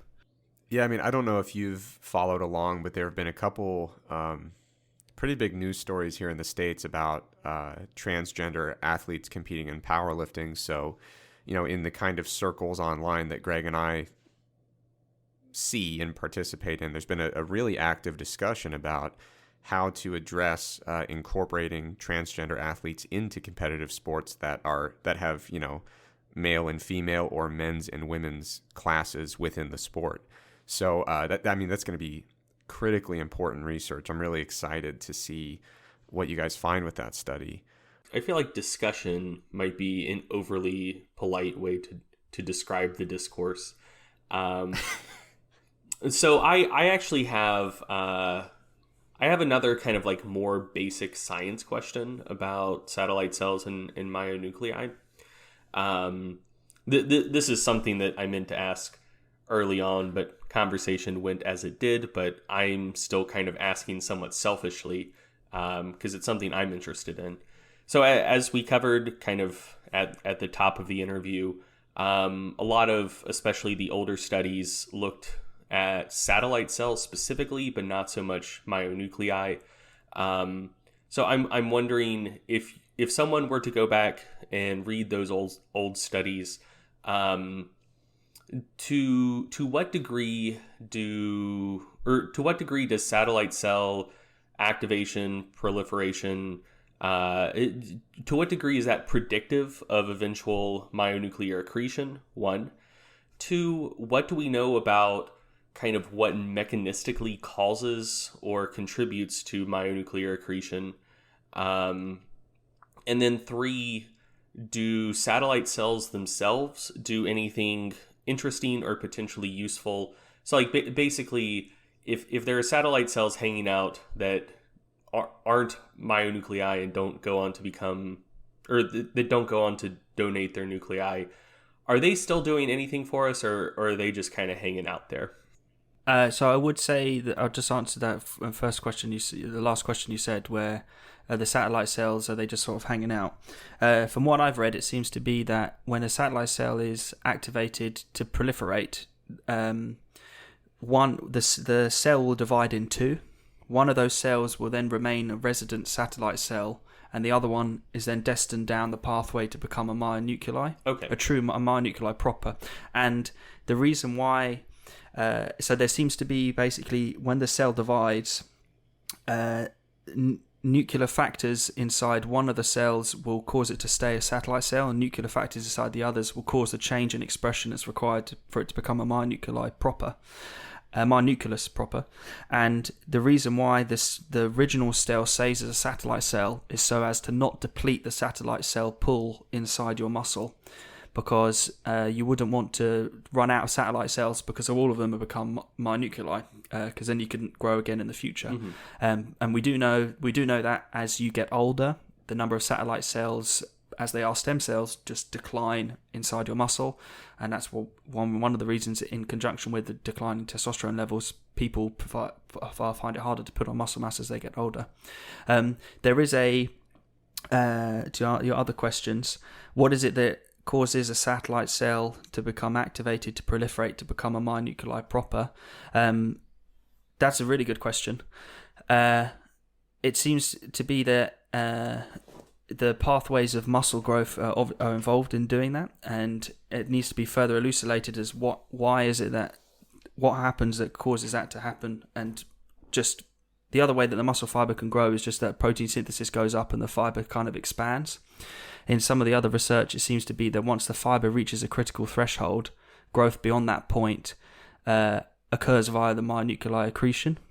But what exactly is required specifically for that to happen, needs to be, I'd say, further investigated. It'd be great if you could work that out, because then you could sort of cause some really good muscle growth. What was the first question again you asked? Was that...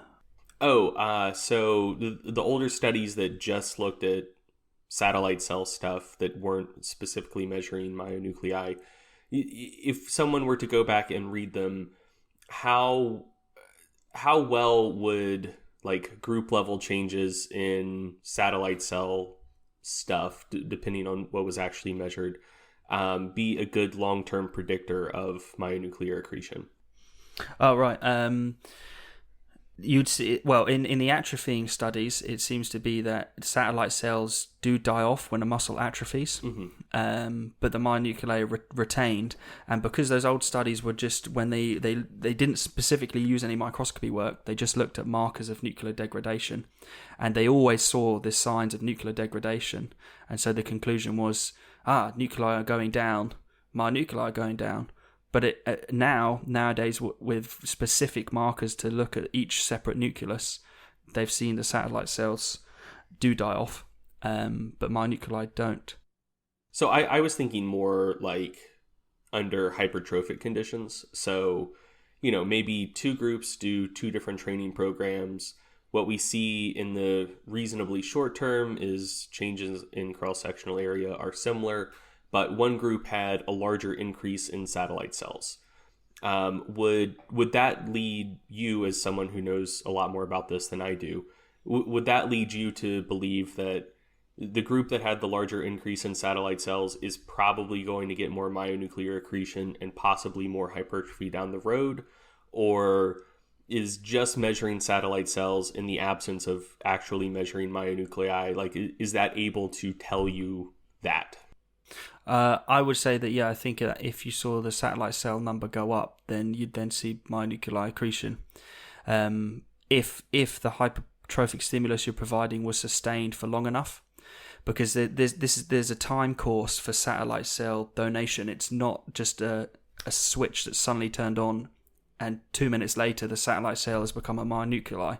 There seems to be a time course and a slow progressive change away from being a true satellite cell and becoming a true myonuclei. And so you could imagine that if you've got more satellite cells, then if the hypertrophic stimulus is sustained, then a high percentage of those are going to start to transition into myonuclei proper. And you can see when anabolic steroids are given in the administration studies in humans that the number of satellite cells go up. And they then go back down after anabolic steroids as well. So that sort of answers the question. Very cool. I did not know that. In studies I've seen that just measure satellite cells, to this point, I've just kind of looked at that and shrugged and said, oh, that's cool. I didn't know that it was that straightforward, that kind of like eventually they will become myonuclei and it just sort of takes a while. Yeah, if I would say if the hypertrophic stimulus was sustained long enough, and in the Farazi-Cady papers where they seem to believe that because of this, there's a ceiling to the size of the muscle fiber, that if the number of nuclei stay the same, because there's a diffusion distance which the proteins go away from the nucleus, there's a certain volume of which that nucleus can provide proteins for that muscle fiber, and once that volume is maximized, the fiber is not going to grow anymore because the proteins can't diffuse any further. So the only way it's going to get bigger is if the satellite cells become myonuclei. So you could maybe think there's possibly a mechanism in which the cell can sense it's at max translational capacity and it's at maximized these volumes, these myonuclei. The ceiling has become close to being reached, and then the pathway of growth starts to switch towards myonuclei accretion, and that takes time. So you'd assume if the hypertrophic stimulus was sustained enough, that would happen. And then it's then open up for those new nuclei to then make more proteins, and then the whole cycle could potentially repeat itself. One thing, Greg, that I did want to mention, that I remember we spoke about this, not EPC this year, but I think last year, was about the epigenetic memory of muscle growth. The Seaborn study. Yeah, the Seaborn study from January 2018 was published in the Nature Reviews. He's actually published a lot more. That guy's got some really cool stuff. But what I think is interesting is when we circle back to the whole lovely picture that Christian Gunderson has of myonuclei accumulation and then retention during atrophy, and then those myonuclei causing enhanced growth. That if that is not the case, because we've just got some contradictory evidence coming out in the scientific literature because of that, it may well be that either way, the nuclei inside the fiber that are remaining during atrophy, maybe they still have an epigenetic memory of muscle exposure anyway, and so they can still result in an enhanced level of growth. And this Robert Seaborn study you were talking about, for the listeners, was a great piece of research where they had guys come for a single resistance training session. They then biopsied them after that, and then they then subjected them to a sustained resistance training program, and they then biopsied them at the end of that, and then they detrained them, so they did absolutely nothing, and then they biopsied them again at the end of that, and then they retrained them for a period of time, and then biopsied them again. And what they found in that study was certain areas of certain genes were opened up for expression that are to do with muscle anabolism, even after one resistance training session, and then they remain open after a sustained period of training, and then when you stop training, those areas that don't fully close that are responsible for anabolism. And then when you go back to training, they open up even further and then result in an even higher expression of these genes that are involved in anabolism. And so even if the myonuclei retention theory is questionable because it maybe depends on the life cycle of a satellite cell turning into a myonuclei, and maybe they're not fully retained after hypertrophy, still the regions of DNA inside those myonuclei that are exposed to the hypertrophic stimulus may remain open after that hypertrophic stimulus, and then when you go back to training, they can then become reopened and express their genes at an even better, higher level than they did in the past. And that's an amazing piece of research. And what I would note with anabolic steroids is that there's never been a study that's looked at changes in the regions of the DNA being opened or closed in humans because of anabolic steroid exposure, and we're preserving the muscle inside a genetic preservative to look at that. And I'm really excited about that personally, because you might find that because the androgen receptor is binding to specific regions inside the DNA of these myonuclei, causing them to make more proteins at a super physiological levels, you'd theorize at the point of the biopsy when someone is in that state, regions of their DNA for anabolism are going to be open, and could be totally different to someone who's never taken steroids before. And if that research that I was mentioning about the proteins is indeed valid, and those people had 80 different proteins even after 10 years of never taking steroids, then you definitely expect there to be some differences in what regions of the genome inside the muscle cell are being activated by the androgen receptor with super physiological levels. And then when someone goes off anabolic steroids and the receptor binding drops down to normal physiological levels, the question is now, what happens to those regions of the DNA that were opened up?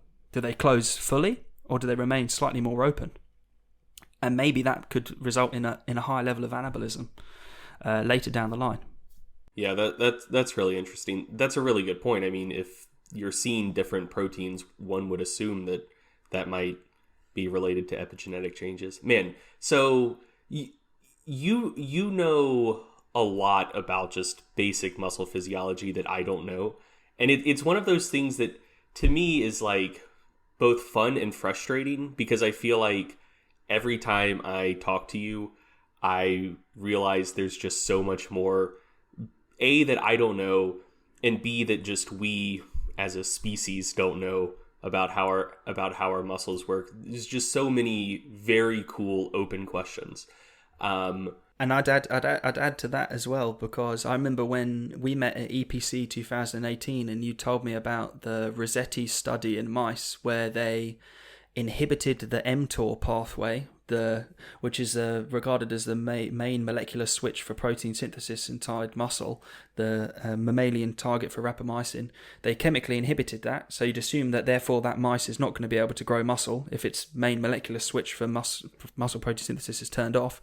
And then they gave those mice anabolic steroids, but they still experienced muscle growth, which is crazy. So that means there's a redundant mechanism inside muscle that anabolic steroids are able to activate that causes muscle growth. Whereas in the other mice, when they inhibited it, they didn't experience any muscle growth, exactly as you'd expect. And I had no idea that had gone on. So there's some big questions in terms of how anabolic steroids cause muscle growth that are just totally unanswered, that we need to conduct more research on, for sure. So I think I'm just about out of questions related to this specific topic and in your research study that's currently ongoing. I do have one final question for you, though. Again, mostly for my own personal benefit. So something that I've probably spent way too much time and energy thinking about and still don't have a good answer to is like why in the absence of steroids or even with steroids, muscles eventually stop growing. Because like to this point, every study that's, looked at muscle protein synthesis in trained lifters finds that, their rates of breakdown at rest don't seem to be different from untrained people. You expose them to training, maybe the area under the curve for protein synthesis isn't quite as big when you're trained as untrained, but it's still maybe like a third as big or half as big. But, you don't see someone who's been training for 10 years growing at a third the rate or half the rate as someone who's completely untrained. And eventually, like, we do all seem to kind of hit a wall at some point. And I haven't been able to yet identify, like, a really clear mechanism for why that would be the case. So, like, as someone who knows a lot more about muscle physiology than I do, can you think of any like potential targets for things that may be eventually capping muscle growth for people who are drug-free? That's a really good question. I think if you sort of adhere to the myonuclei ceiling theory, then maybe it's just at some point the level of training that's required. So your fibers grow to this size, a maximum size, then you get more myonuclei going in, and to then that those cells will then grow to a bigger size. But then to get even more myonuclei to go in, maybe the level of training that's required for that is so high, or maybe it's just so the muscle then just doesn't want to add any more myonuclei into it. Then maybe there's a limit to which this muscle cell wants to add myonuclei. Maybe because it gets to the point where it thinks it is not economical to have this size of muscle mass for calorie expenditure or something along those lines, maybe. And even I think another thing I think is quite interesting with sort of muscle growth is how many ribosomes somebody has as well. Because even if the myonucleus is the unit that's responsible for making these transcripts, these transcripts then have to bind to the ribosome to then get converted into protein.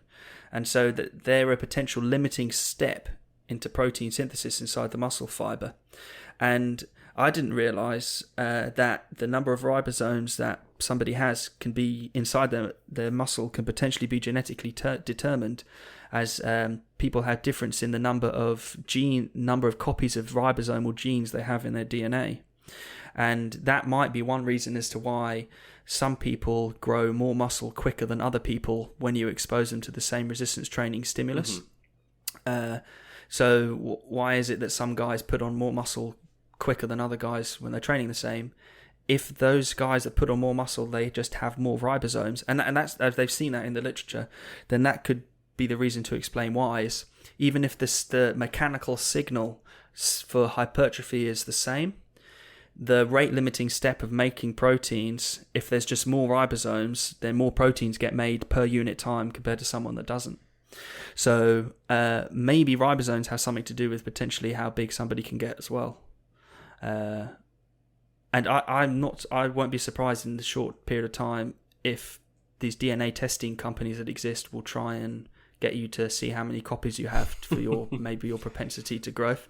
And maybe that's the way. Well, I think this would be an amazing study if someone can go get the top IFBB pros, get their DNA, and then see what their ribosomal copies are like. Because maybe some of the biggest dudes we've ever seen, maybe they've got loads of copies of ribosomes, potentially. And maybe some other things, they've got slight myostatin mutations as well. But I don't know, what do you think? What do you think the reasons limit someone's growth? Alex, don't be coy. If you want me in your study, I'll do your study. Just ask. Don't beat around the bush. It's embarrassing. I could send you a saliva tube. I have some spare ones in the lab. Anytime. Well, Greg, what do you think limits people's growth? Man, I don't know. So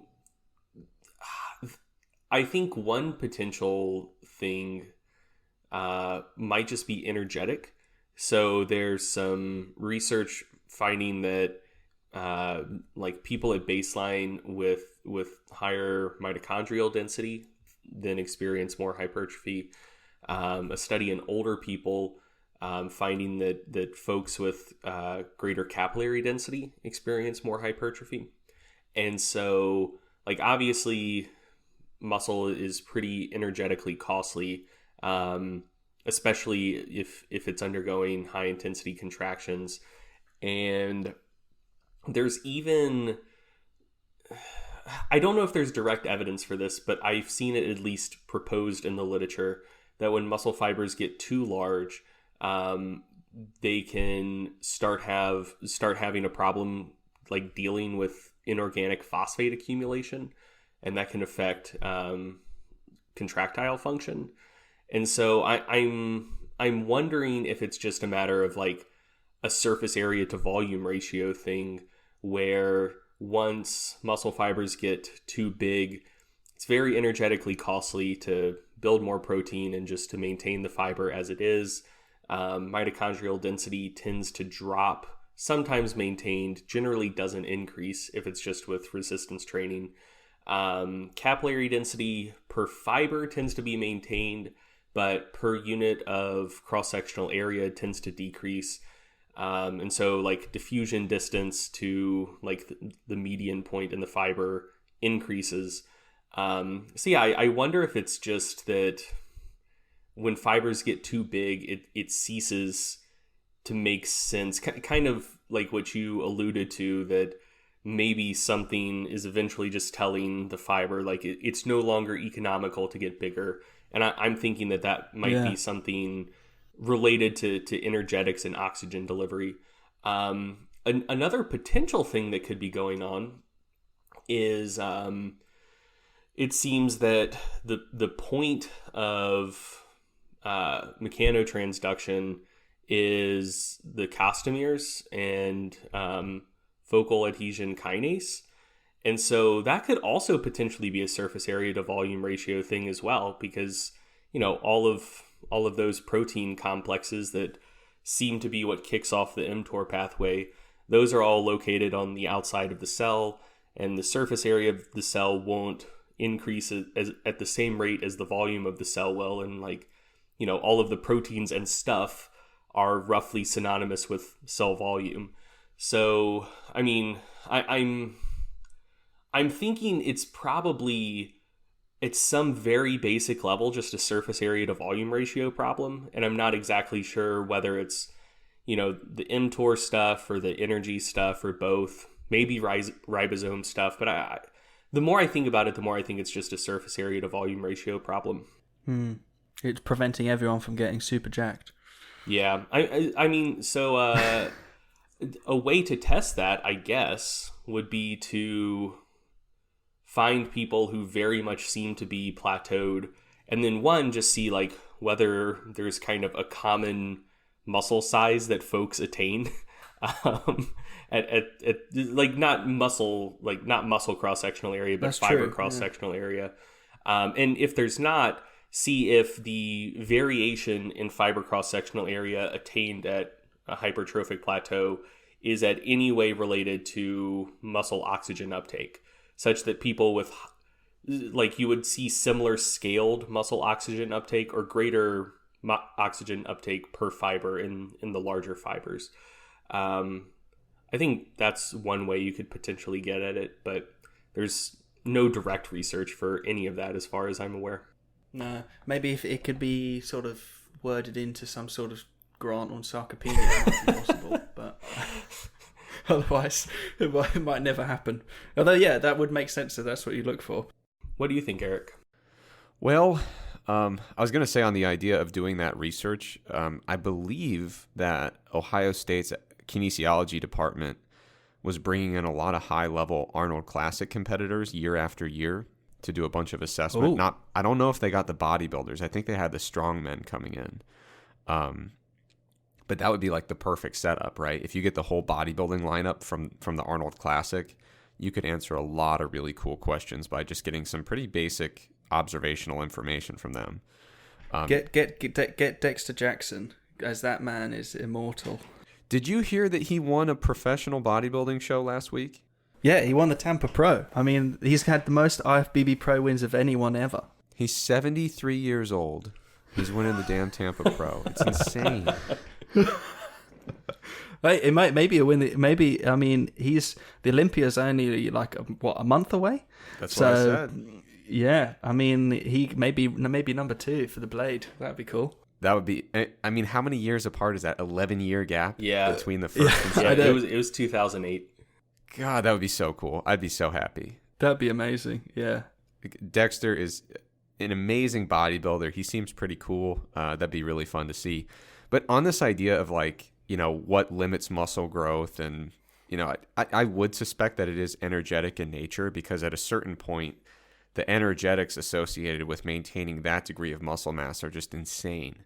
It's hard to think of any biological rationale to justify that level of muscularity. Evolutionally, that would make sense as well, because you'd never be able to support that kind of mass. I mean, so the thing that gets me is, like, so I feel like that makes a lot of sense when I'm just thinking about it from the perspective of drug-free lifters. But then in the research that does exist on people using steroids, like, their muscles do get way, way bigger, and there doesn't seem to be just a tremendous decrease in muscle function in any way that we have been able to measure. So, like, it seems like it would eventually be an energetic issue, but at least bodybuilders do still function, you know, like, that's kind of my hang up with it. Do they? I mean, I haven't spent a lot of time with like really high level bodybuilders that are like on drugs and stuff. I mean, have you ever walked up a staircase next to one? I haven't. I mean, like, so I'm thinking about this kind of from the perspective of, I guess, like, someone who's incredibly out of shape and completely untrained. So, I mean, as out of shape as pro bodybuilders may be, I mean, most of them, or at least a lot of them, do still do a fair amount of cardio leading up to a show. And even, like, if you just look into the energetic costs of, I don't know, say squatting 500 for a set of 10, which I assume pretty much all of the IFBB pro guys can do. Like, that requires a very, very substantial amount of like rate of energy expenditure to be able to pull that off. And then if they were just severely, severely out of shape, you know, they'd be on the ground for 30 minutes afterwards, which I mean, I at least get the feeling that they're in better shape than most power lifters who use anywhere close to the same amount of drugs on average. And so, like, I don't know, if it's an energetic problem, if it was like a functional problem for them, then you would expect that you take someone who's ridiculously untrained and completely sedentary and have them start lifting, and, you know, it would take them months to even begin to start growing just because it would take so long to get their muscles sufficiently conditioned to grow. And that doesn't really seem to be what happens. Yeah, I mean, I don't know. We need smart people like Alex to figure it out. We need more administration studies. That's what would be kind of useful. Yeah, we need to actually start doing this stuff directly, despite the ethical hangups involved. Yeah, but I mean, the most I've ever seen in a study is 600 milligrams, where they've given guys that for 20 weeks of testosterone, and that's, I don't know if it seems to be no one wants to do administration studies since the beginning early 2000s nowadays. So, well, understandably so, because I mean, you've got to question the potential risk to people's health. But there's still questions that need to be answered on how anabolic steroids cause muscle growth, and that's the most controlled way to do it. So, yeah, on the topic of like this upper limit and what's limiting muscle growth, one of the things that I always come back to when I think about it is the two physiques that kind of jump out in my mind are Flex Lewis and Ronnie Coleman. And it's like, let's say we figure out what this limiting factor is, and let's further say that we have some kind of workaround that allows us to push this even further. I just can't even imagine what that looks like and how an individual who has meaningfully become more muscle bound than that goes about activities of daily living. Like, it just starts to get to such an extreme level that you're like, how would that even work? What would it look like? It's just crazy to even think about.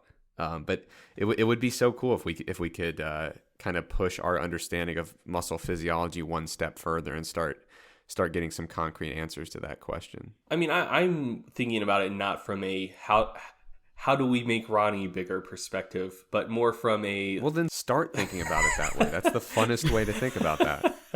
I mean, I'm thinking about it more from a perspective of like a non-negligible amount of drug-free lifters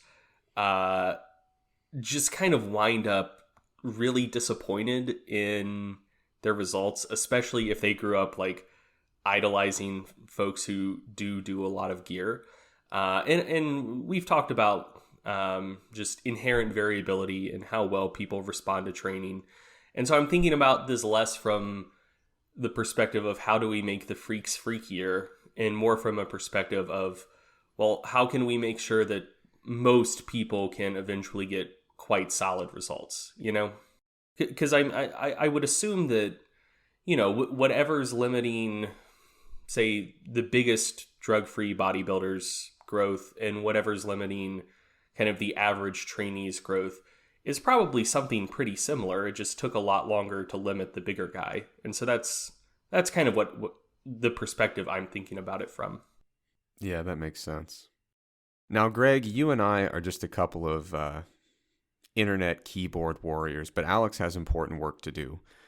We've taken about an hour and a half of his time. It's probably about time for him to get back to solving the world's problems, informing WADA decisions about doping and transgender athletes. So before we end the interview here, Alex, is there a way that people can stay up to date with you and your work, or do you want to give us your contact information for anyone who might be interested in participating in your study? Yeah, the best thing is if somebody emails me, and Eric, I'll give you my email so you can put it in the description. Honestly, if you're on the fence about if you're a current user, you think you're in the midst of a blast around the end of October, or you've just finished and you think, man, it'd be really cool to be monitored while I come off steroids, then just come and talk to me. Equally, if you took steroids years ago and you're either on a genuine TRT dosage now, or you've not taking anything, then definitely get in touch with me and we can continue the conversation further.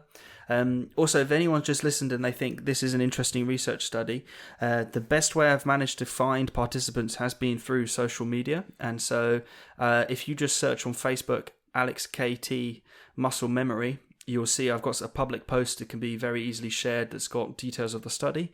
And the same, I've made an Instagram account. It's just got one single post about the study that can easily be shared. And that's Alex _K_T. And the same thing, I'd greatly appreciate anyone who does share the advert, because you never know who's going to see it, and social media has proven the best way for me to find people. So thank you if you decide to share my advert. Awesome. Well, thanks so much for joining us. I think our audience is really going to enjoy this interview. A lot of really cool information about muscle physiology. We're really excited to keep an eye out for your findings and to see, all the work coming out of your lab in the future. It's going to be really exciting.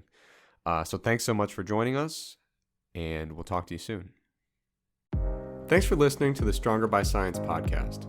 Now, Greg and I are not experts in medicine or health or really anything else for that matter. So before you make any changes to your diet and exercise habits, make sure you check with a doctor or another healthcare professional. If you enjoyed this podcast and you'd like to support it, visit strongerbyscience.com to check out the products and services that we offer. Thanks for listening, and we'll see you next time.